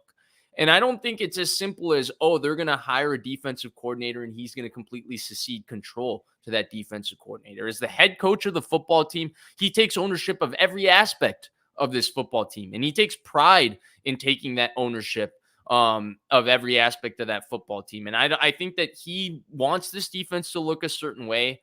They've drafted 2 personnel because he's identified what they're looking for schematically at every spot. I think that he would tend to stick. I mean, the Vic Fangio argument came up this offseason. That's a little different conversation, but I think he would tend to stick and find somebody that's going to run this scheme that they've developed. And it's kind of become the Shanahan scheme, right? Because it started as this Seattle 3 defense with Robert Saleh. They added the wide 9 element to it, which is the Shanahan idea. And now they have their own way of running this defense, which is kind of Shanahan's scheme. And so when you encompass all of that, for me, it just, I understand where you're coming from. Like, there's mutual respect. And I think, in my 19-year-old head, when Seth Wickersham was writing great articles about how Jimmy Garoppolo was Bill Belichick's like best friend and his favorite quarterback and all of that, I was like, Tom Brady's going to ruin this. Bill's going to come to the Niners. He's going to be Kyle's DC. Everybody's going to sing Kumbaya, as Charles Barkley calls it. And the Niners are going to win Super Bowl after Super Bowl. Like, I kind of get it, but I don't know that the personalities here would entirely mix. I don't know if it necessarily makes sense. And I think Kyle also has, and I don't know if it's an ego, but I think Kyle has an element of ownership that he takes in every aspect of this football team. I think it would be very easy for him to hire his dad, for example, in a larger capacity. But when he's asked about his father, for example, he's constantly like, well, my dad loves football. He loves being around it. Of course, I take his advice, but I do the day-to-day work. And I've seen media members say like, oh no, it is Mike Shanahan's football team. And so Kyle takes a lot of ownership in it, and I don't think he would cede control to an aging Belichick. Yeah, I think the consultant thing certainly could make sense. I mean, remember, Fangio was doing this not long ago for the 49ers and the Eagles.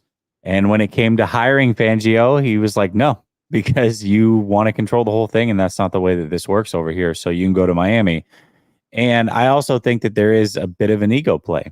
I think that Shanahan respects the hell out of Bill Belichick. I also think he enjoyed beating the hell out of Bill Belichick. And the last thing he wants is to win a Super Bowl, can't get over the hump, can't get over the hump, can't get over the hump. And then, oh, you finally get over the hump when Bill's here. How convenient. Was he the driving force? He'll never hear the end of it. So, no, I just don't see it from a coaching aspect working. All right. So I'll leave it there.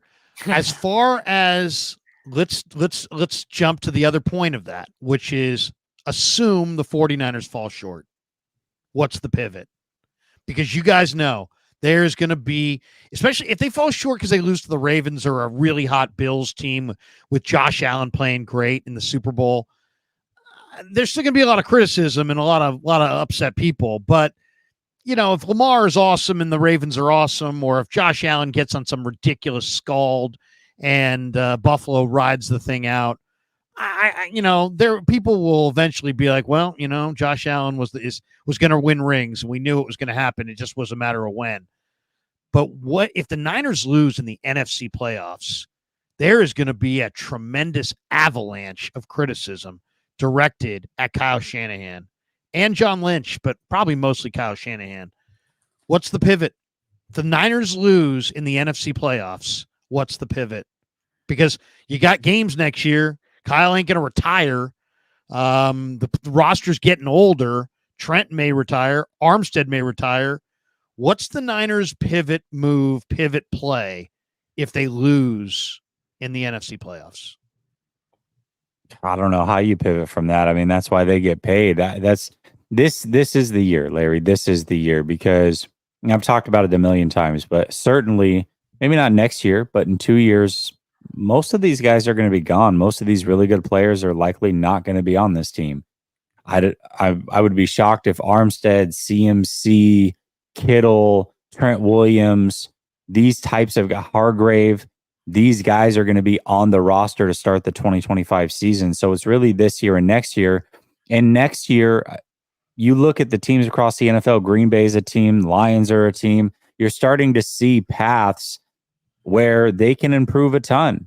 Seattle has a decent roster, and if they get the right coach, if Philly gets the right coach, if the Rams have $40 million to spend in all their draft picks, if Cooper Kupp and those guys stick around, there's a path for them.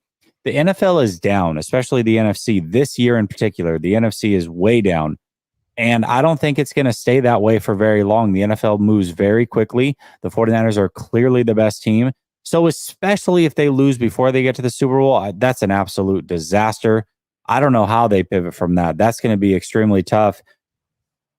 If they lose in the Super Bowl, it would be disappointing. But like you said, you can see, all right, we can deal with it. We can get over this. But a loss before then would be an absolute disaster. Your guess is as good as mine. Maybe, Vish, you have some good ideas here, but I think that's worst case scenario. Yeah, it's funny. You and I talked about this on the phone like 3 or 4 days ago, and Larry brings it up as a question. I don't know what would happen at that point. I feel like, in other years, the pivot has been so obvious. It's been so easy. Well, we've been talking about this Jimmy G issue for so long. Every time they lose in the playoffs, it's like replace the quarterback. And we talk about it for an entire offseason. I don't feel that way about Brock Purdy. Like, I don't know if you're gonna come away from a playoffs and say replace Brock Purdy in any capacity. He's played way too well throughout the entirety of the season. He's way too young and he's way too cheap. So that's not going to be where we're going to look at. I think all three of us look at Shanahan and view Shanahan in a highlight. I maybe view him higher than both of you. I don't know if that's necessarily the case. I probably view him at a higher light than more people just because I'm such a big fan of his. But I think that replacing him isn't the answer. I wouldn't know what they would do to pivot. I think that it feels like this is their real opportunity. And, Krug, you bring up a question that I haven't necessarily thought of enough to give you an answer, but I do think that we would be asking that question, right? Like, what's going to change about this team if they don't accomplish it this year? And I genuinely today, when I think of that question, feel at a loss for words, because I think that when you look at the landscape of the league and then you look at this team, I don't know that a lot can change for things to happen. You would just expect them to run it back. But how many times can you truly keep running it back? There's so many questions that start to arise at that point. It's a very interesting thought. I don't know that they have a pivot, but they better have one, because if they don't, it's like that means their window is probably closed around them.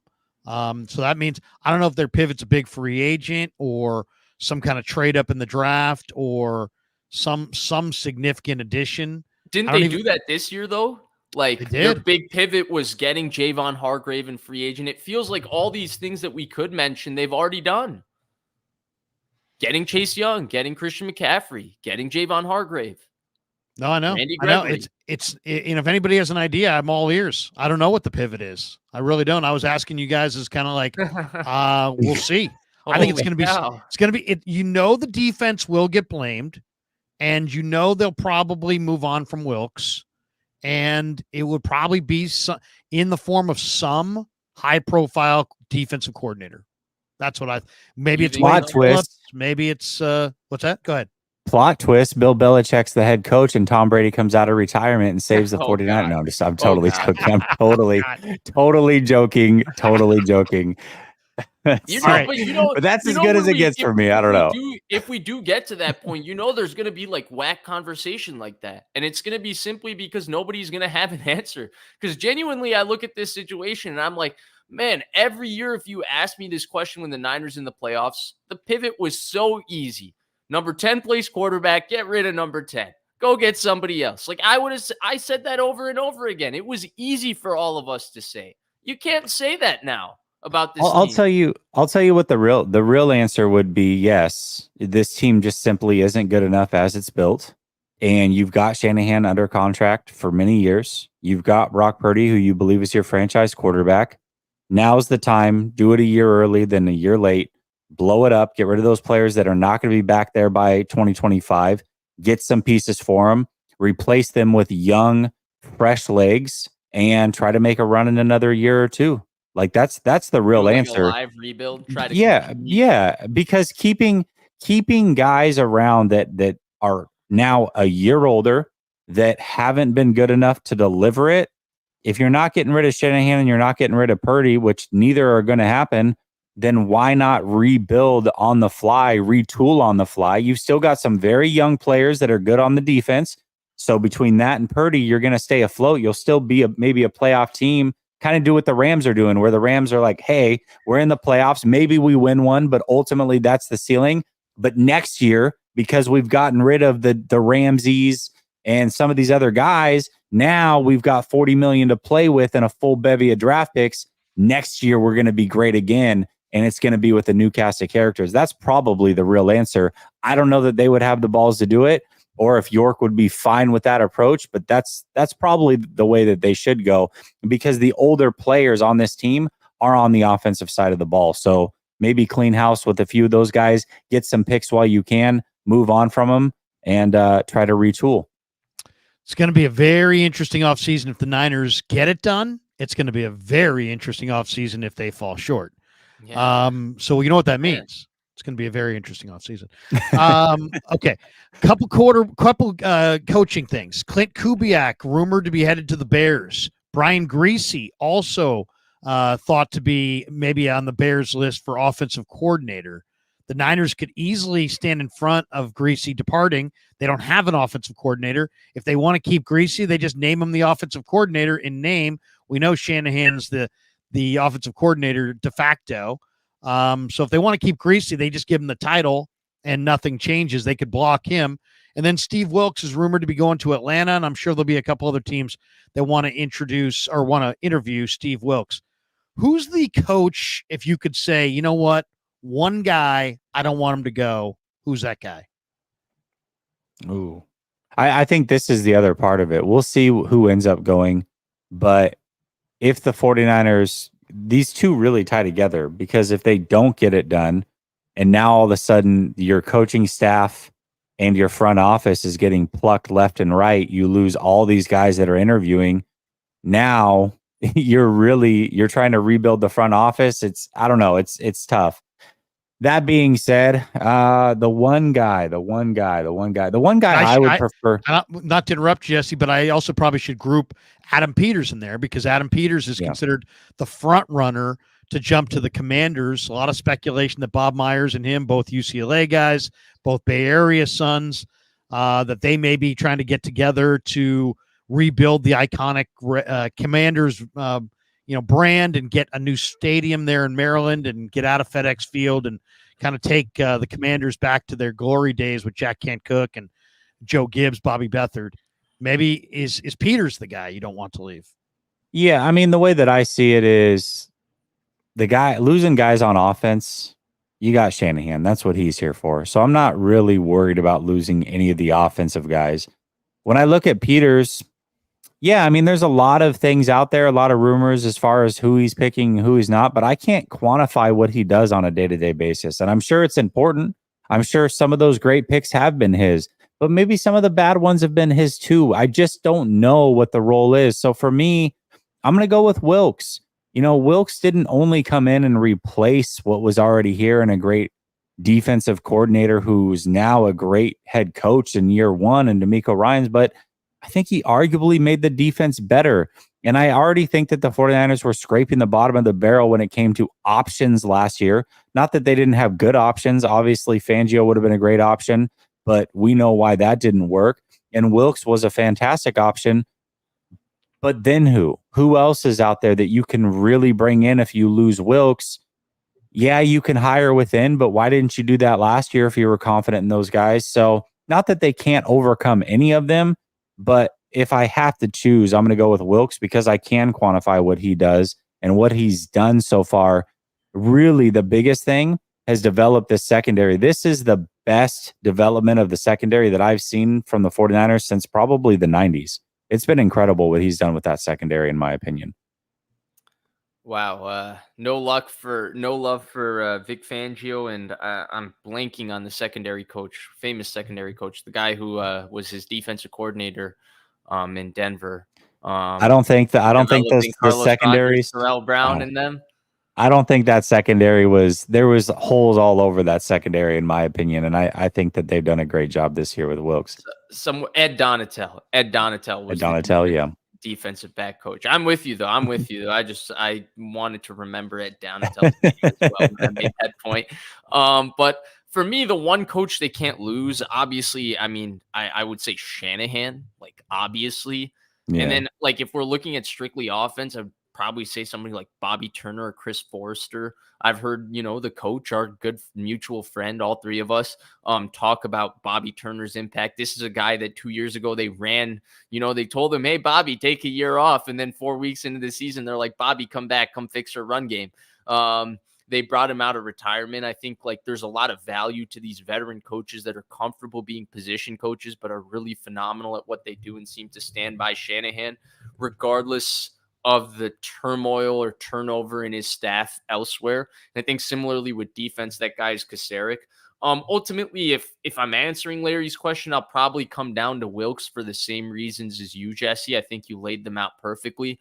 And the other element to Wilks that I was really impressed by was just the way he handled himself during that 3-game losing streak. I mean, Larry, you were asking the questions at the time. They put him out like a pig for slaughter a little bit during that 3-game losing streak. He felt like a martyr for the cause. Like, hey, everybody blame him. Him having to publicly apologize for that cover 0 call late in the Minnesota game, like 4 days after it happened, was a bizarre thing that happened in the 49ers regular season that will go under the radar. But just the way he handled himself throughout all of that, I think speaks to that he wouldn't be an easy guy to replace. He's clearly a human being of high character. And so I would probably pick Wilks of the coaches. I'm with Jesse on the Peters point. I've been very skeptical of what Peters necessarily brings to this operation. I know he's media savvy. I know he's more media savvy than Martin Mayhew and Rand Carthon were, because I never saw Matt Barrows and Matt Mayoko write about how great Martin Mayhew was, and Washington hired him as their GM. I never saw Matt Barrows and Matt Mayoko write about how great Rand Carthon was, and that was who Tennessee hired as their GM. But I've seen them write repeatedly about how great Adam Peters is. Barrows does that one interview with Adam Peters after the draft where they go through every picks. The only pick we know that's truly an Adam Peters pick that's associated with him is John Lynch coming out and saying Ambry Thomas, not Ambry Peters. Ambry Thomas was his selection. That's the only one we can associate with him. For me, this used to be kind of a discredit of Peters, but now Ambry has played fairly decent this year. So it's almost like, okay, he picked somebody that starts for the football team. Like, it's a decent pick. So there's not a lot to be able to tell with what he does. The thing that makes me interested in the entire Adam Peters situation is they could have very easily promoted him the moment they quote unquote promoted John Lynch earlier this year.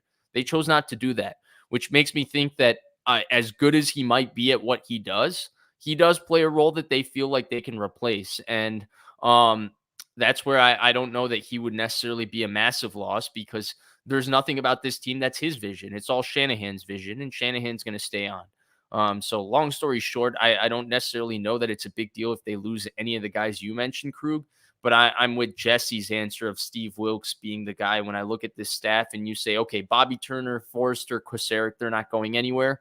Well, okay, that leaves Wilks for me as the guy. Like, okay, they can't lose it. I would say it's maybe Kocurek. Yeah, I was in it. Well, yeah, I mean, yes, okay, yeah. Do you expect him to go elsewhere, though? I feel like Kocurek, Forrester, and Bobby Turner are kind of stuck as position coaches and very happy with that role on this staff. Chris Kocurek, if he was going to leave, I think last year would have been the year. He basically was given the option to be a coordinator, a de facto defensive coordinator, get paid like one, handle the defensive line with the Texans, where I think he has family or he's lived in the past or lives in the offseason. And he easily could have gone there and done that, but he chose not to and been very comfortable under D'Amico Ryans. Mm-hmm. I don't think he really cares to have that title. I don't think that's what he wants.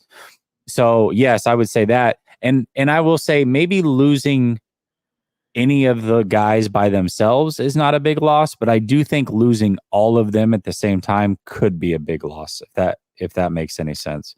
Because Kocurek, I think, is just so key to their culture. But I think Peters could be a key guy as well. Of the guys who are rumored to leave, he would be the guy that I would make the biggest effort to retain. But I don't think Kocurek wants to be a defensive coordinator. I think he's just happy being a D-line coach. All right, we haven't hit this one.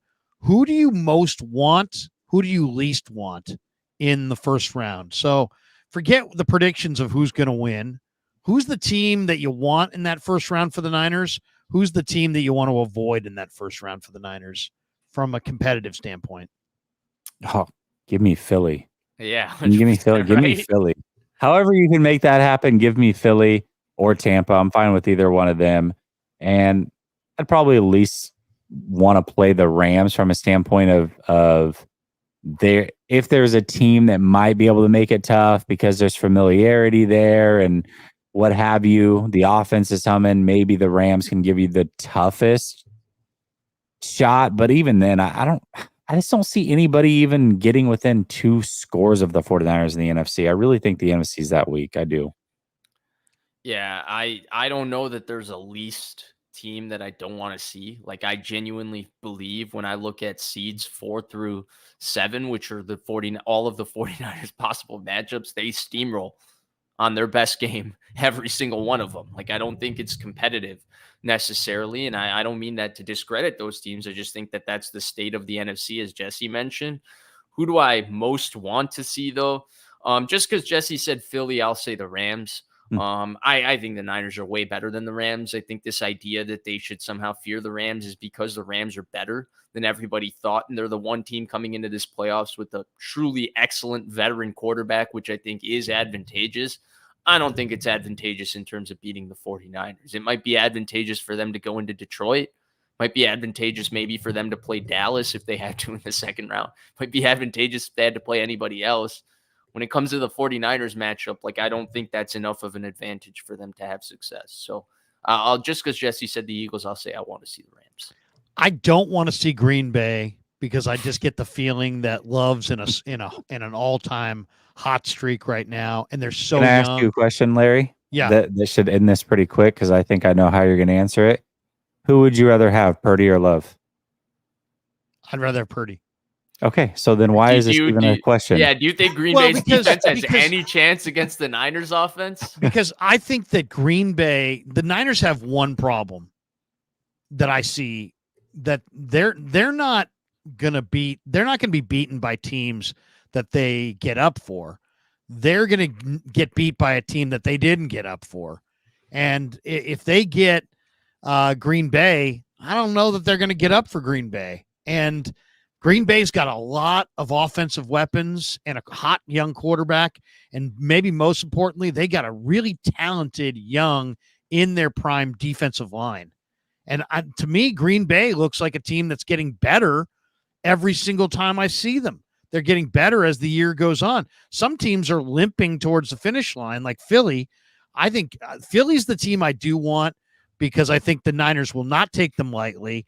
Their season ended at the hands of the Eagles in Philly last year. They would love nothing better than to end Philly's year at Levi's this year. So the Niners will get up for the Eagles. So that's the team I kind of want, even though I'd take Tampa too. But I think Philly would be better because they won't take it easy on Philly. They won't relax in the Philly game. Green Bay is the kind of team where I think Dallas is not going to take them. I think Dallas may take them lightly, and I think they're going to rue the day they did. And I think Green Bay's rolling, and that D-line scares the hell out of me. Devontae Wyatt is really good, and that kid Brooks is good. I mean, and they're getting sacks out of different guys. They're getting plays out. They got all kinds of different weapons. I got a quarterback who's feeling it. Their defense, I agree with you, Joe Barry. That defense is kind of hit and miss, and they struggled with some bad teams, but their D-line's real and their weapons are real, and that quarterback's confidence is absolutely soaring. So I don't want Green Bay. I don't want the Rams. I'll choose Green Bay over the Rams because they're more of a complete football team. I want Philly or Tampa, but I'll take Philly over Tampa because I know the Niners will get up for it. Here's my thing with the points you made about Green Bay, because I'm with you on Niners being up for Philly or Tampa. Like, I think they would steamroll both of those teams. One, I think Green Bay is a big enough playoff brand that when you play Green Bay in the playoffs, you're going to be up for it just because it's the Green Bay Packers and there's going to be a hype behind it. It's like playing Dallas a little bit in the playoffs. And regardless of how good they are, I think the Niners would be up for that because you're playing a historic brand. I think that's very different from playing Detroit, for example, in the playoffs, which is maybe a team that they could sleep on. And then the other thing to Green Bay is I kind of see your points with Green Bay, but we're talking about a historically young Green Bay Packers offense and a team that under Matt LaFleur has historically struggled going to the West Coast. And you're not going to tell me that they're going to win a road playoff game in Dallas, go back home to Green Bay, and then travel, it's not a fun trip from the Midwest to the East Coast. I'll tell you that, Krug. I'm very quite familiar with that trip. And you're going to tell me they're going to come into Santa Clara and the Levi's and with that young team take down the 49ers. I don't necessarily track that. I get the points you're making about Green Bay, but to me, when I look at the entirety of the football team, I think it's daunting to ask that young of a team with that young of a quarterback to go on the road, beat Dallas in Dallas, go home, and then go to San Francisco and or Santa Clara and beat the 49ers. I just look at it and I say that the 49ers clearly have the better roster. And as much as you've hyped up Love, you said that you think Purdy's better. So I just said that should end it, right? Like that should, if you said, yeah, you know what? I obviously they're both young quarterbacks. I like them a lot, but man, Love's hot. And right now I would take Love. Okay. I could see that, but you think the 49ers have the clear better roster and now you think they have the better quarterback. Like what's the path to victory? I just don't see it. The only thing about the Packers, they're the fourth youngest team to make the playoffs since the merger. Their average age is 25.6. Right. They're sitting there in Green Bay. I don't know. There's no pressure. You're with me? That young team coming into Santa Clara doesn't make sense? Well, they're young, but there's something to be said for so young you don't realize it. You don't realize what you're not supposed to do. And I don't love Jordan Love, but 18 touchdowns and 1 pick in his last 8 games tells you that he's hot. He's not just a good young quarterback. He's a hot quarterback. I like Purdy better, but there's no doubt that Love's hotter. So I think Love might be one of the hottest quarterbacks going. All right, couple more agree. things here. Yeah, go ahead. Go ahead. Yeah, I agree with you to an element. I also think Love has been hot. I mean, the Kansas City team, that game, that was a good defense, but then they played the Giants, the Buccaneers, the Panthers, the Vikings, and the Bears. And I've been quite impressed with Jordan Love what he's been doing this season. So it's not a discredit of that, but it's a different animal, I think, going up against the Niners defense at home versus playing those teams in a streak. I think there's a level of football that's a little bit above where Green Bay is right now because they're so young. Do you guys like Love more than Purdy? Right now, the way that I see it is you've got 3 young quarterbacks that are going to try to be mainstays in the top 10 over the next few years. And I'll be curious to see which one, if any, can do it. And those 3 players are Stroud, Purdy, and Love. I can't say that I like Love more than Purdy right now. I haven't watched Love enough. I would take Stroud over Purdy and Love, obviously, in that scenario. But I don't know, man. All 3 of these guys are young and they're trying to make a name for themselves. So we'll see. We'll see which one of these guys can establish themselves. Yeah, box score scouting and all of that. For me, it's Purdy right now, but I have not watched Jordan Love snaps the way I've watched Purdy. So it's not but I also answer. Here's what I would say. Even if I did think that Love was better than Purdy, I don't think it's such a big difference to where it's like, oh my gosh, if you Love and Purdy, like it's just an uneven, unfair matchup. I wouldn't see it that way. I mean, I think that you're talking about 2 young players and we'll see where it goes, but I can't say that Love is better than Purdy. I can't say that right now. I couldn't say that. Biggest concern for the Niners going into the playoffs, biggest concern, and there are more than a couple. Here's mine. What happens if they fall behind? They're a weird team in that they got all these guys who have been there before, but they come across guys to me, and maybe I'm wrong, maybe I'm hypercritical here, but they come across to me as just really, really fragile as a team. The Niners have had a halftime lead in 11 of 12 victories, and we're tied in the other one. They've trailed entering the third quarter 3 times. They lost all 3 games. Mm-hmm. So I don't know how Purdy's going to respond. I don't worry about him as much. I really don't know how Jake Moody's going to respond. And maybe the biggest question is how's Kyle Shanahan going to respond? How's this offensive line? Purdy's the best play action passer, I think, among these quarterbacks in a lot of ways. But what if you don't have play action? What if you're trailing? To me, I'm kind of concerned that if the Niners don't get the right trip, that I don't know that they can win every way. I don't know that they can win from behind. Usually by now, by mid-January, especially with a team that's won double digits, they've won coming from behind. I don't know that they can do it. That's my biggest concern. What if the game doesn't play according to their script that they're comfortable with? Can they win anyway? That's my concern. Yeah. What are your guys' concerns? I'm 100% with you. Like, that would be my number one concern. Like, not going to the game script. But since you took that answer and explained it really well, I'll go in a different direction. That would be my primary concern, but like a secondary concern that builds off of that is what happens if a team is committed to running the football against the 49ers. I think in that 3-game losing streak, Cleveland showed something, Minnesota showed something, Cincinnati showed something, Baltimore kind of alluded to it, where if you can get yourself to be committed and not give up on the run against the 49ers, you can have a chance against this defense. And I think when Eric Armstead doesn't play, this defense is definitely capitalizable, if that even is a word, but you can capitalize on this defense and their run defense. I think they miss Armstead because of his ability to just F up run plays by taking on double teams and being so strong at the point of attack. He's a stud.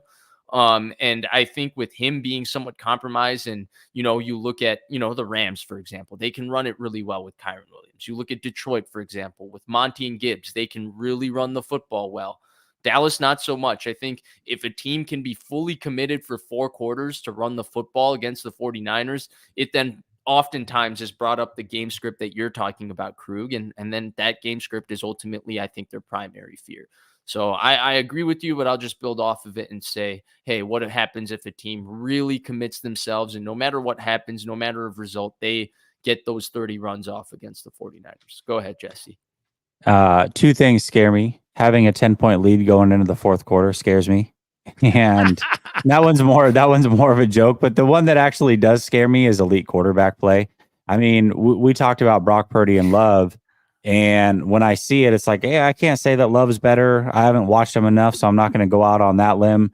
But there are quarterbacks that are clearly better than Brock Purdy, or I would take in a heartbeat over Brock Purdy. And most of them reside in the AFC. So elite quarterback play scares me because elite quarterbacks win Super Bowls. That's the way that it usually works. And when you have an elite quarterback and you can take the 49ers defense and say, we don't care who you have on defense, our quarterback's going to dictate how the day goes, that can make it very, very hard. And so now you're putting a situation out there where it might have to be Brock versus this elite quarterback. And then you're going to have to see them go head to head. And I don't like the 49ers chances in a scenario like that. All right. Last topic here. Ooh. Last topic. We only do 2 hours these days. The 3 hours is just for it's the worst slouching, man. Come on. Let's, make it easy on ourselves. we could come up with one or two more, but this is most likely the last topic. Okay. Quarterback fine. rankings. We'll take it easy this week. We'll have our bye week. Quarterback rankings. Jesse and I were talking about this before you jumped on, before we started the stream. I guess Grant did this earlier this week. How do you rank these guys? I mean, there's 14 quarterbacks, 7 in each conference. Where does Purdy rank in this thing? We talk about elite quarterbacks. I mean, this is how I have them ranked. Okay. Hold on. I want to make sure we have a clear stipulation on this. This is just for the playoffs. This is not who you would take to start a franchise or for the playoffs. Who do you want for this playoff run to run your team? Who do you trust the most? Some of past experience is going to come into play. Some quarterbacks don't have any experience, but have a lot of talent. Like, what do you value more? I think this is an interesting conversation. Has nothing to do with what they're getting paid, has nothing to do with their age, and are they going to run your franchise in 3 years from now? Right now, for one playoff run, who are you taking? Cosmos' last topic for Krug means 3 more. All right. Possible. All right. I see you working out there, Cosmo. All right. I'm going Mahomes number 1, just lifetime achievement. I'm going Josh Allen number 2. I am going Stafford number 3, which some people would criticize that, but guy's got a ring. He's got still playing at a very high level. And I don't think you can fool him. I don't think you can blitz him or make him look bad or give him any pre-snap look. He's going to be flustered. So I'm going to go Mahomes, Allen, Stafford, 1, 2, 3. I'm going Lamar number 4, MVP. And the way he played, the one thing about Lamar that's scary is that he's not afraid of anybody. He doesn't care if Nick Bosa's coming off the edge. He's not worried about Dre Greenlaw hitting him. He's just not. He's like, bring it. So that, and you could see it in this game. There's a swagger about Lamar. Okay, so those are 1, 2, 3, 4. I'm going Purdy number 5. I'm going Stroud number 6. I'm going Love number 7, partially because he's so hot right now.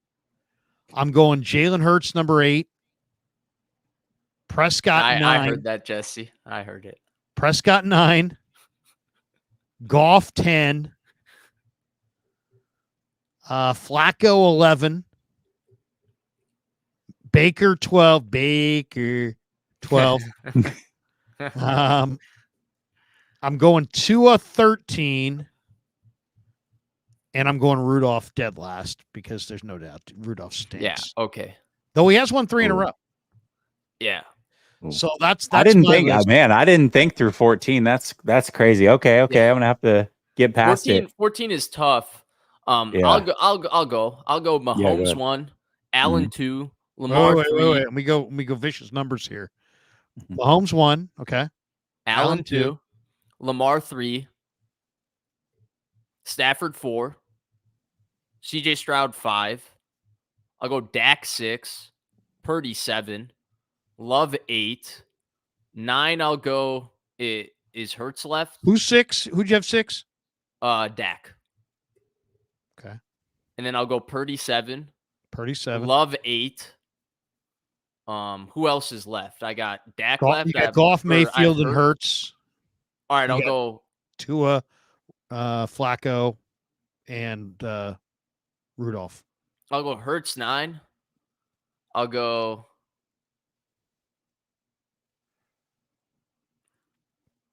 It's Goff, Mayfield, Tua, and Rudolph. Goff 10, I guess. Flacco 11, Mayfield 12, Tua 13, Rudolph 14. I don't know what to do with those guys. I'm not going to lie to you. Wait, Mayfield is what, 13? Yeah. No. Mayfield, sure. Tua 13, Rudolph 14. I'll just be consistent with my Tua hate. Perfect. I love it. So, wow. All right. I'm gonna be similar to Larry. I did this on my show the other day. So my top 5 is gonna stay the same. It's gonna be Mahomes 1. Josh Allen, I think, is the second best quarterback in the world, but I'm actually gonna go Stafford 2 for the playoff run because I've seen him get it done. And again, veteran, not gonna be confused. I agree with all that. So Stafford 2, Allen 3, Lamar 4. Purdy 5 because he has experience over guys like Love and Stroud. I'm going to go Flacco 6 because he's a completely different animal when it comes to the playoffs. He's playing with house money and he's got that veteran leadership. He's won a Super Bowl. I'm going to go Stroud 7, Dak 8, Love 9,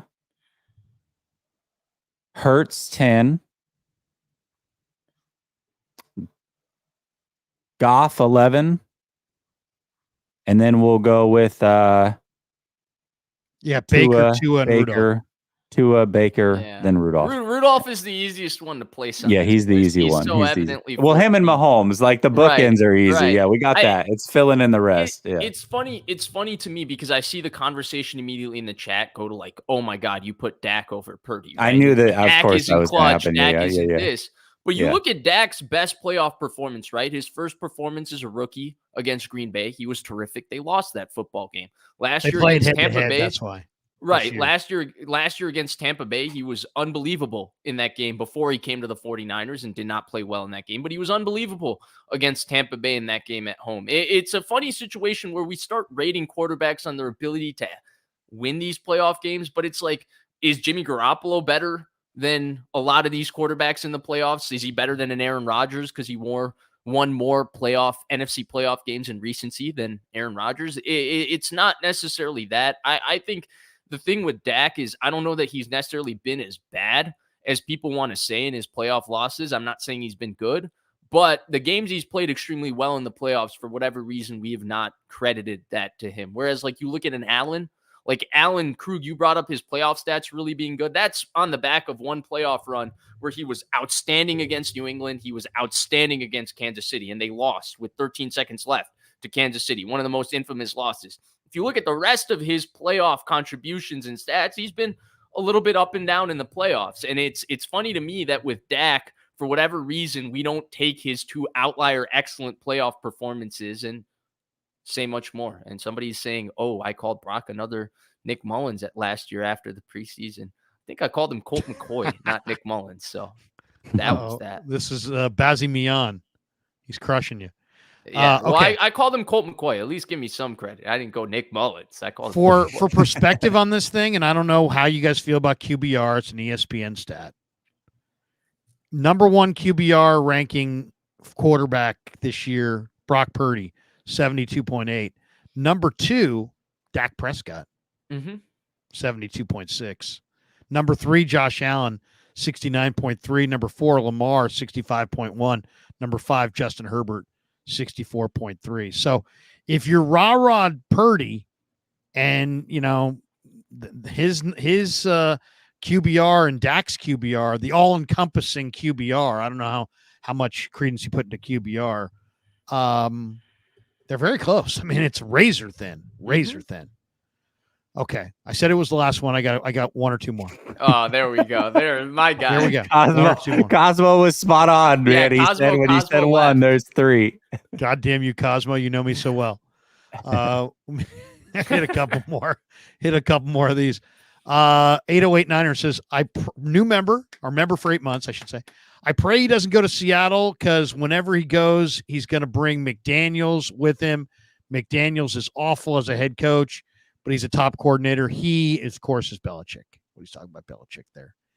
And Daza drops this one. Packers also have a bad defense. That was from our conversation earlier. Mm-hmm. All right, here's a situational football thing. 4th and 4 for the 49ers at the 35-yard line in a tie game, early third quarter.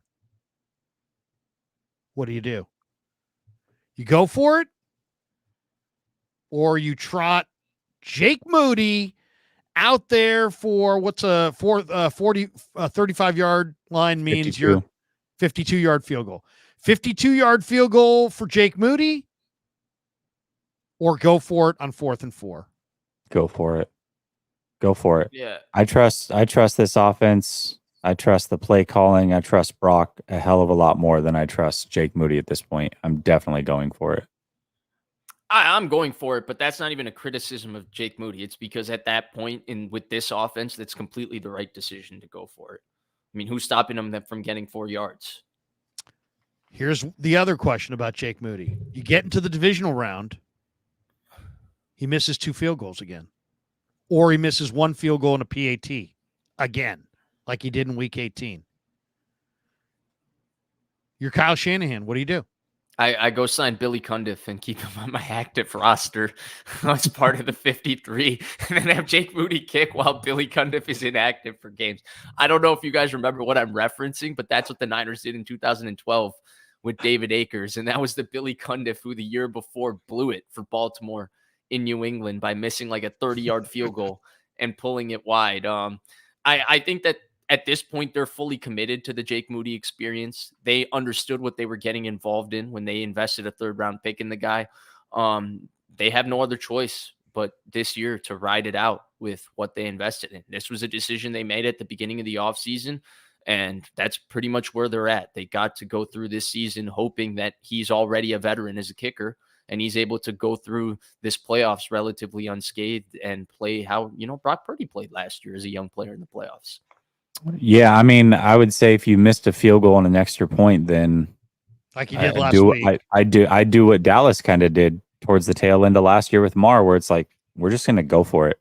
Like we don't have any trust in Maher you, so we're just going to keep going for it. Yeah, so, yeah, that's what I'm saying. They just kept going for it. So that's probably the route that I take as well. Maybe Wisnowski kicks it. Wouldn't that be ironic as hell if that jump-started Kyle into kind of the 2024 thinking of how to manage a game out of need? Like you can't go for the field goal.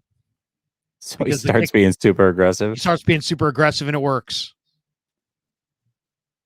Yeah. I mean, that would be really fascinating to see because the Niners offense being fairly conservative with that decision making. Imagine if they gave themselves 4 downs with how dominant they've been this year.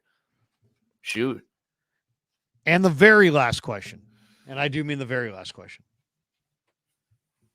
Tomorrow, you wake up and somebody bequeaths you an NFL franchise.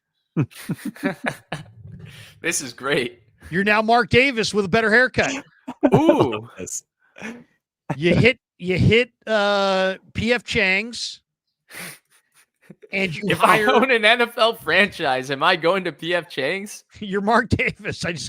Come on, I'm going to Pig in a Pickle, man. You hit it's Pig in a Pickle's local. You're looking for someplace national. So you're like Mark Davis. You hit PF Chang's. Somebody bequeaths you an NFL team tomorrow. Every coach, college and pro, is available.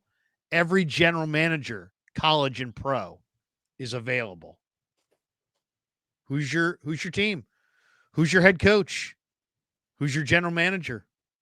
Who are you going with? Jesse's thinking. So who do you believe? I got it. I got it. Who do you believe in? All right, go ahead, Jesse. I'm going Roseman and Reed. I'll go Kyle Shanahan and whoever he wants as the GM. There we go. You're How going about Kyle that? Shanahan first. I'll go Kyle Shanahan first. The same And- way the Niners did it. And wait, Roseman and who, Jesse? Roseman and Reed, Andy Reid. Roseman and Andy Reid. If he wants John Lynch, that's cool. I mean, some might suggest Vish Kumaran as his GM. If he wants that, that's also okay.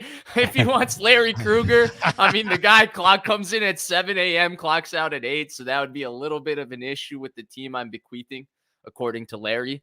But I'll take Shanahan, and we'll be in discussion on the GM, especially if he comes to me with Larry Krueger. I mean, 7 to 8. 7 to 8, 7 a.m. to 8 p.m. Are you even putting in the hours, Krug? Seriously, you're fucking lazy, boy. I'm going Sean McVay and Eric DeCosta. Ooh. Okay, I Sean like that. McVay, Eric DeCosta. And I'm not going Trent Baalke. I'm not going Trent Baalke, I'll tell you that. And who's your quarterback, but it can't be Mahomes to make it interesting, I guess. Oh, Josh Allen. Yeah. It's Brock Purdy, right? It's got to be Brock Purdy. No, come on. If you don't want tomatoes thrown at you, it's got to be Brock Purdy. So no, I just love say Brock Purdy. I love Brock Purdy, but I got to go Josh Allen. Josh Allen is awesome, man. He's awesome. Now I know he turns it over and he gets impatient, and there's some highs and lows you got to live with. You're still talking about a guy who's 6'6", 235, 240, runs well, not afraid of the rush, difference-making arm. As I said, he's only 4-4 in the playoffs, but go look at those numbers closely. He actually has pretty good numbers in the playoffs. Cosmos is Tannehill. I'll give you a there. GM too. I'll give you a GM, little outside of the park GM. I'll go with Will McClay, the guy who picks the Cowboys. Yeah, with Shanahan. I wouldn't even know what he looks like. Dallas has been. I know what he looks like. I looked him up before we had this conversation. Don't worry. I know what Will McClay looks like. Excuse me, are you Will McClay? If I see Will, I'll be like, Will, come here. You're going to be my GM. I just bequeathed an NFL franchise. You and Kyle, come here. Yeah. But I will say, with all of the turmoil Dallas goes through, the one consistent for me is that they draft extremely well. When you look at, some of the talent they have unearthed within their roster, it all goes to the drafting. They say Will McClay is kind of the mastermind behind their drafting. Maybe it is Jerry. Maybe Jerry's just a real football guy and he just gets it and he just picks these guys. I don't know, but I don't want to give Jerry that much credit, so I'll go with Will McClay to pair with my Kyle Shanahan decision. And so now you've got your head coach, your dream head coach, your dream general manager, and we'll add one last wrinkle. Ooh. For Cosmo. You also own the first pick in the draft. Oh. What are you doing? But I have Josh Allen, right? Well, yeah, Josh Allen. No, you take away. No, you just have your head coach and your general manager back to that equation, and now you have the first pick in the draft. And you don't have. Let's just say you don't have anybody on your team because you can't. Well, I've loaded there. No. You got the first pick in the draft, so it's like, who do you believe most in the draft? Who's your coach? Who's your GM? We got that. Now you get the first pick overall. You taking Caleb Williams? You taking Drake May? You taking the LSU kid, Jaden Daniels? Taking Brock Bowers? Taking Marvin Harrison? The right thing to do is to take a quarterback, but I don't do any scouting on quarterbacks until March. Vish knows this. For 2 months, he tried to talk to me about quarterbacks. I'm like, Vish, I haven't watched him. Vish, I'm not going to watch him. Vish, I'm not doing it this year. 1 month, because it takes me past February to start watching. But the point is that I didn't. I told you I wasn't going to do it, and then finally you talked me into it, and so I was like, all right, Stroud's my guy, and so we went back and forth last year on it whether Stroud should be my guy or not. So I haven't done it yet this year, so I'm not going to say a quarterback because I don't know which one. But the player that is the best is Marvin Harrison Jr. I mean, you've got the pedigree. He's been that in college. I trust him, so I would probably just go with Marvin Harrison Jr. Yeah. That's a good call. I'm not like that deep into this draft. I have like TV watch. Well, and this is January 11th. But, but on January 11th, for me, if I'm starting a franchise, all of that, I want to build around a quarterback. So whomever is viewed as the top of the draft. And to me, my naked eye, it looks like Caleb Williams for sure. Still, I felt like the way the stock was after the Oklahoma season and then the second year winning the Heisman in USC, there was like no chance for him to like grow the stock this year. So he would be the pick. Jesse's laughing his butt off. But I will say Calvin had the right answer. Calvin's answer is right. It takes over all of us. Trade the pick to Carolina for 3 number ones. That's brilliant. That is brilliant. Nice. I will go with that. But if we're talking receivers, like I know Marvin Harrison Jr. is like insane. I don't know, dude. Malik Neighbors looks ridiculous to me too. And Rome Odunze, Krug, I got a comp for you for Rome Odunze. I don't love this comp because he's a little smoother than this guy, but he reminds me of Michael Floyd coming out of Notre Dame. Big guy, super polished. Floyd a little more physical at the top of his routes than Odunze. Probably liked, the family-friendly 21-plus drinks a little more than Odunze seemed to too coming out of college, but there's one for you, Krug. So I don't know that receiver necessarily makes sense at that point because there's 3 guys that I look at and I haven't studied them, but they look special just off of TV for sure. I think this is going to be a really hard top of the draft. I really do, to handicap. I think Jesse going with Marvin Harrison is pretty safe. That's pretty safe. For me, I don't believe in the guys at the top of the draft. So I would probably lean towards, I probably would go to like a tackle, Ooh. but I like JC Latham, and I think he's more of a right tackle than a left tackle. So maybe I would go with the Penn State tackle, Olu Fashanu. But I wouldn't feel good about it. I'd want to trade. I'm not a Rome Odunze fan. Ooh. I'd probably be choosing between Olu Fashanu, Malik Neighbors, and Marvin Harrison Jr. Why don't we like Rome Odunze? This is interesting. I haven't studied Rome Odunze. This is just pure TV watching. It looks like I just don't like him. I mean, I saw him in the national championship game. I don't see greatness there. And then also the history of Pac-12 wide receivers, everything favors the receiver in the Pac-12. Dante Pettis is good in space. Sean Dawkins. Yeah. I mean, there's only a few guys. Michael Wilson this year was a guy that looked super polished coming out of Stanford. Mike Williams when he was coming out of SC, and just there's all kinds of guys. Only like Chad Johnson. Dwayne Jarrett, you're going there, huh? Dwayne Jarrett, yeah. I mean, they got all kinds of guys, all kinds of Mike Williams. Going way Mike way Williams. back. We had to go there. Yeah. So I don't believe in Rome Odunze. In fact, I don't like either of the Washington receivers. Maybe Joe Alt. I don't know, but he looks a little awfully McGlinchey-ish to me. But you like Neighbors. You like Neighbors. I love Neighbors. I love Neighbors. Like today, if I had to make that pick, I'd go with Neighbors. I'd go with Neighbors over Harrison. I like Neighbors, the LSU kid. Not the biggest though. Not the biggest. But he did have 14 touchdowns. I'm changing my pick. I want a high character collegiate athlete. I'm going to go with Bo Nix. Nice. Well done. I need a guy to build up the organization. I need a true adult in the room. Go with J.J. McCarthy. From LaGrange, Illinois. Grew up not too far from me. Really? That's on south. That's on the south. By Palos Hills. Yeah. The south suburbs. I know my Chicago suburbs. He's just a kid from LaGrange, Krug. He's just a kid from LaGrange. He's nobody else. He probably is buddies with Jimmy G. They probably hung out at a bar in Oak Lawn somewhere. You know your Chicago suburbs. Look at that. Look at that. I know maybe we'll go meet a buddy of mine. He's staying in Arlington Heights. Ooh, there we go. Where the new Bear Stadium might be. Okay. I'm pricing a home in Plainfield. Ooh, Plainfield. There we go. Look at now you're just showing off. I can go all day. You can go all day. Okay. I know my Chicago suburbs. All right, guys. When are you guys streaming next on your various channels? What do you got cooking on the Vish Kumar and Extravaganza? Oh, wait a second. I never threw that one in. Go ahead, Vish. When do you stream next? Do you stream on Fridays? No chance. Come on. No chance on Fridays.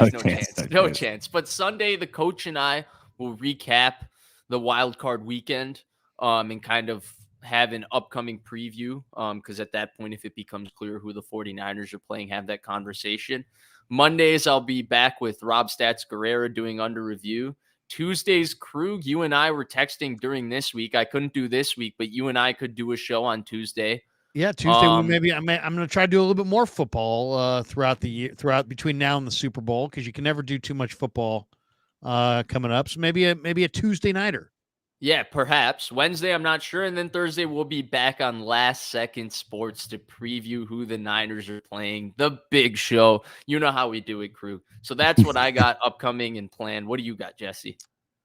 Yeah, I actually don't have anything planned until Tuesday, but likely I'll put out some sort of reaction to who the 49ers are playing, or maybe I'll just stream once I know who they're playing, because that's going to be a talking point, right? It's tough. It's tough this is the first time in the few years that I've done this where you have a lull in the season. And essentially, Washington was a game nobody cared about. The Rams were a game nobody cared about. Then we get a bye. So you've got almost a month of nothing from 49ers content, which is an interesting place to be, but a great place to be, because that means your San Francisco 49ers are red hot and the number 1 seed. But once we find out who they're playing, now it starts to get really, really interesting. Behind Enemy Lines will be back for me next week and things like that. So.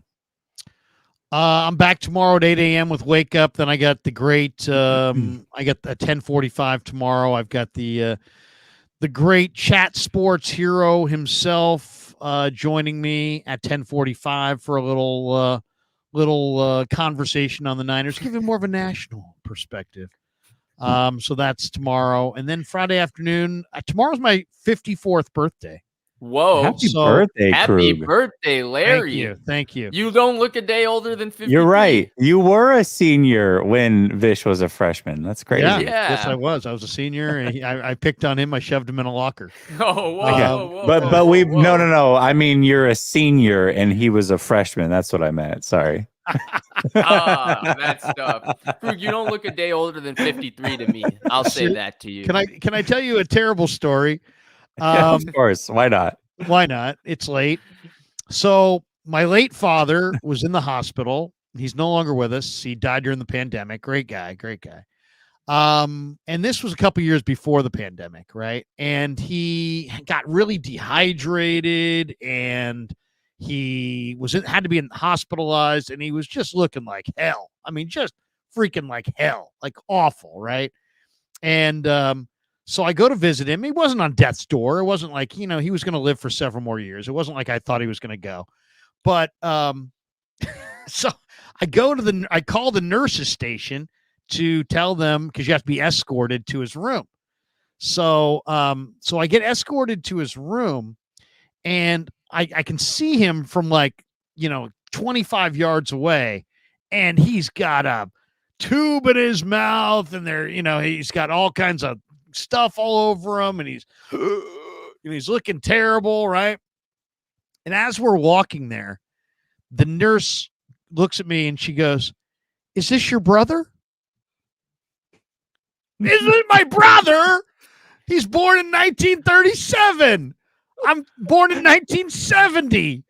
Is it my brother?" I looked at her, and I wanted to just absolutely shake her and cut off her air supply. And I said, "No, actually, that's my father. Thank you." Whoa. She asked me if my dad, who was born decades before me, was my brother. That means looking young when you're old. It runs in the Kruger family. That's how you should take that. And not only was he older, he looked like hell that day. How do you think Kevin's gonna feel when he's 52 and somebody goes, "Is that your brother?" at old man Larry Kruger? G Martinez, time to hit the gym, Krug. No, I mean, I was so outraged. My God, Larry, let me ask you this, because Vish, you're not going to understand this one yet. Enjoy your youth, but Larry, I know that when we're younger, we feel like the respectful thing is to call men sir, right? That are older than you. Right. And I felt that way my whole entire life until the first time I was called sir. And I was like, no, that's actually not respectful at all. I hate this. There's no way I should have been calling people sir when I was younger. They had to have hated it as well. Do you subscribe to this, or are you different than me on this one?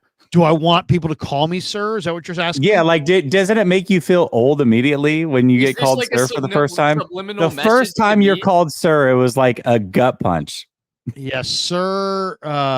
Sir, is you know, this, it's funny. is There's this a lot of subliminal message to me, sir. There's a lot.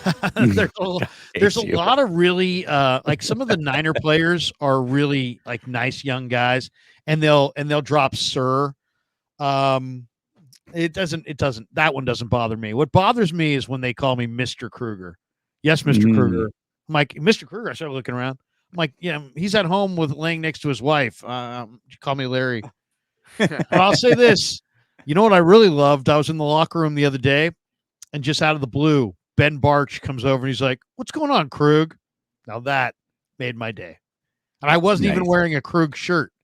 So I'm like, Ben, how did you know to call me Krug? And he's like, "I've seen your show, and I've seen you wearing that shirt." I put 2 and 2 together. Like, that's high level intelligence. Until your 14-year-old and Kevin become Krug, and then what do you become? Yeah, he's all. He's. You know what Kev's called? We just call him the boss man. Call him boss man. Seriously, he's constantly leaving me messages about things, and he doesn't say, "Hey, Dad, you know what I was thinking?" He's like, "Dad, do this." And I'm like, what do you mean? He's like, "Do this and then do that and then do this. I want a video on this and I want a video on that. And before you sit down with Jesse and Vish tonight, I want 2 videos on that." You know, it's like, Jesus. Shout out to him. Good for him. He's the kids all over me. Hey, he knows he gets a cut of the percentage. So he's like, listen, this is the more you make, the more money I make. So let's figure this thing out. Let's go.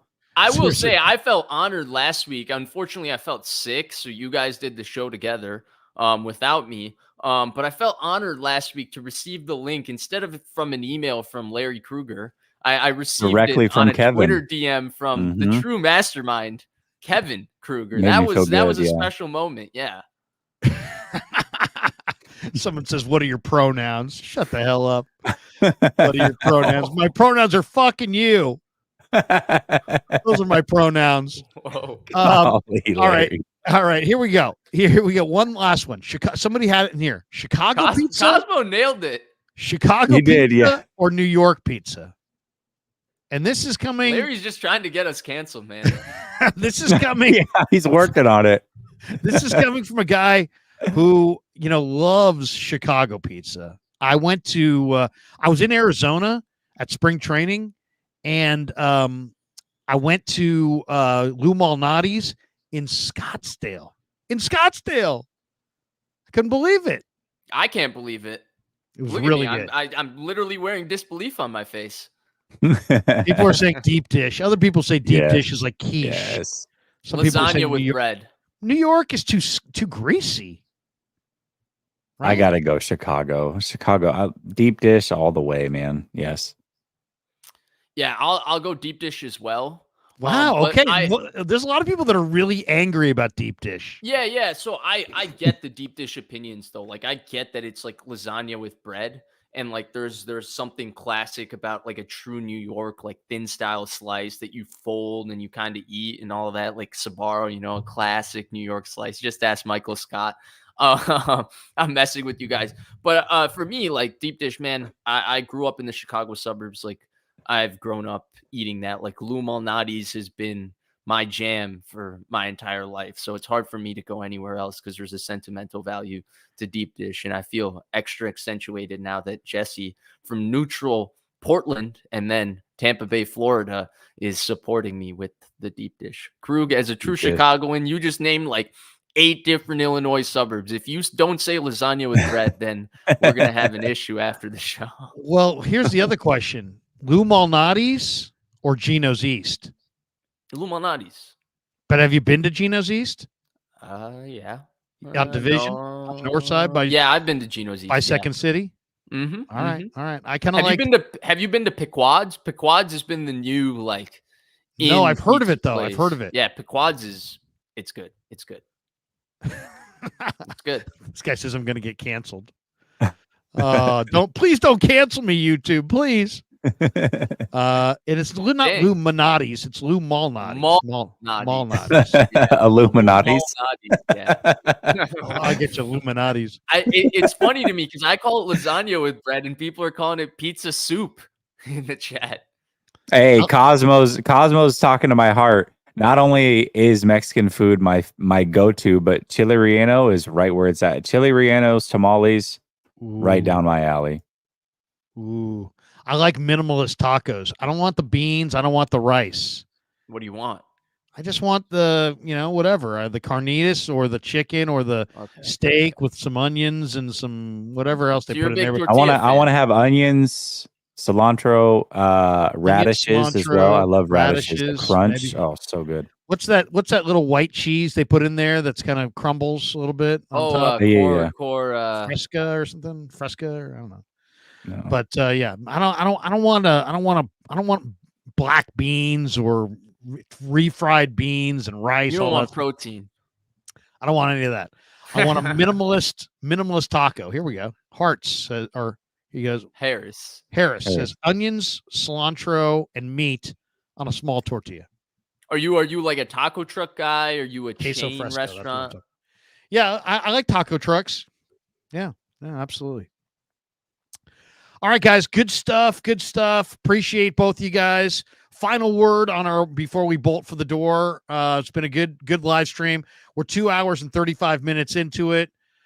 We were thinking about going with the foursome with the coach, but then we would be 3 hours and 35 minutes into it. Minimum. And still going. Yeah, still going. And Jesse wouldn't be in bed by 1 a.m.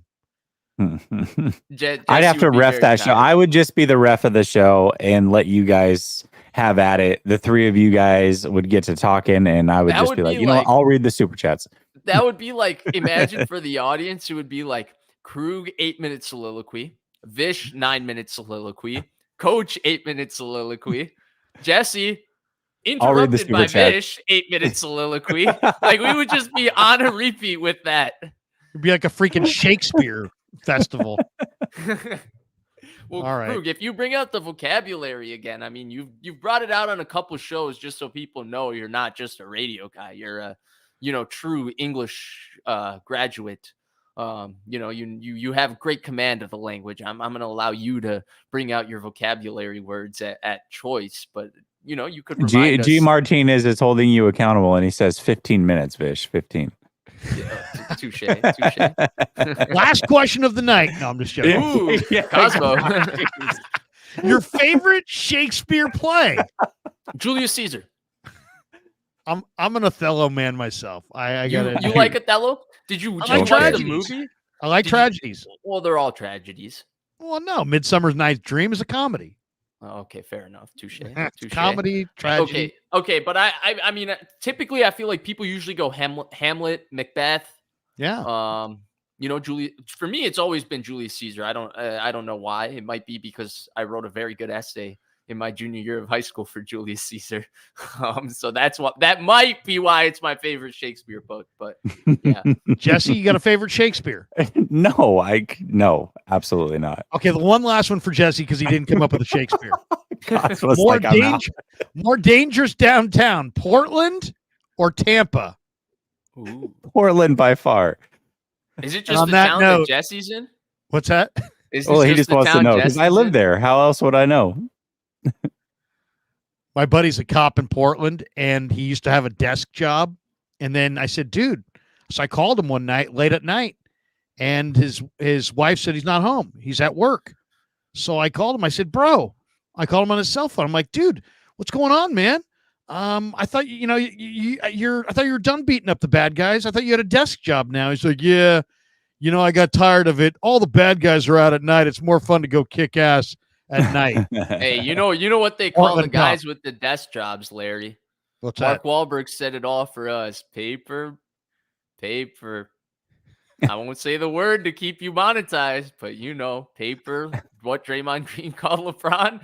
Paper. What Draymond Green will not shot at your friend. It's just quoting the other guys. Mickey. Larry has infinite topics. Peace, everybody. Have a great night, guys. Good to see you. See you next Thursday on Jesse's channel. Peace. Yeah, never met a man I've been scared of. Careful, you won't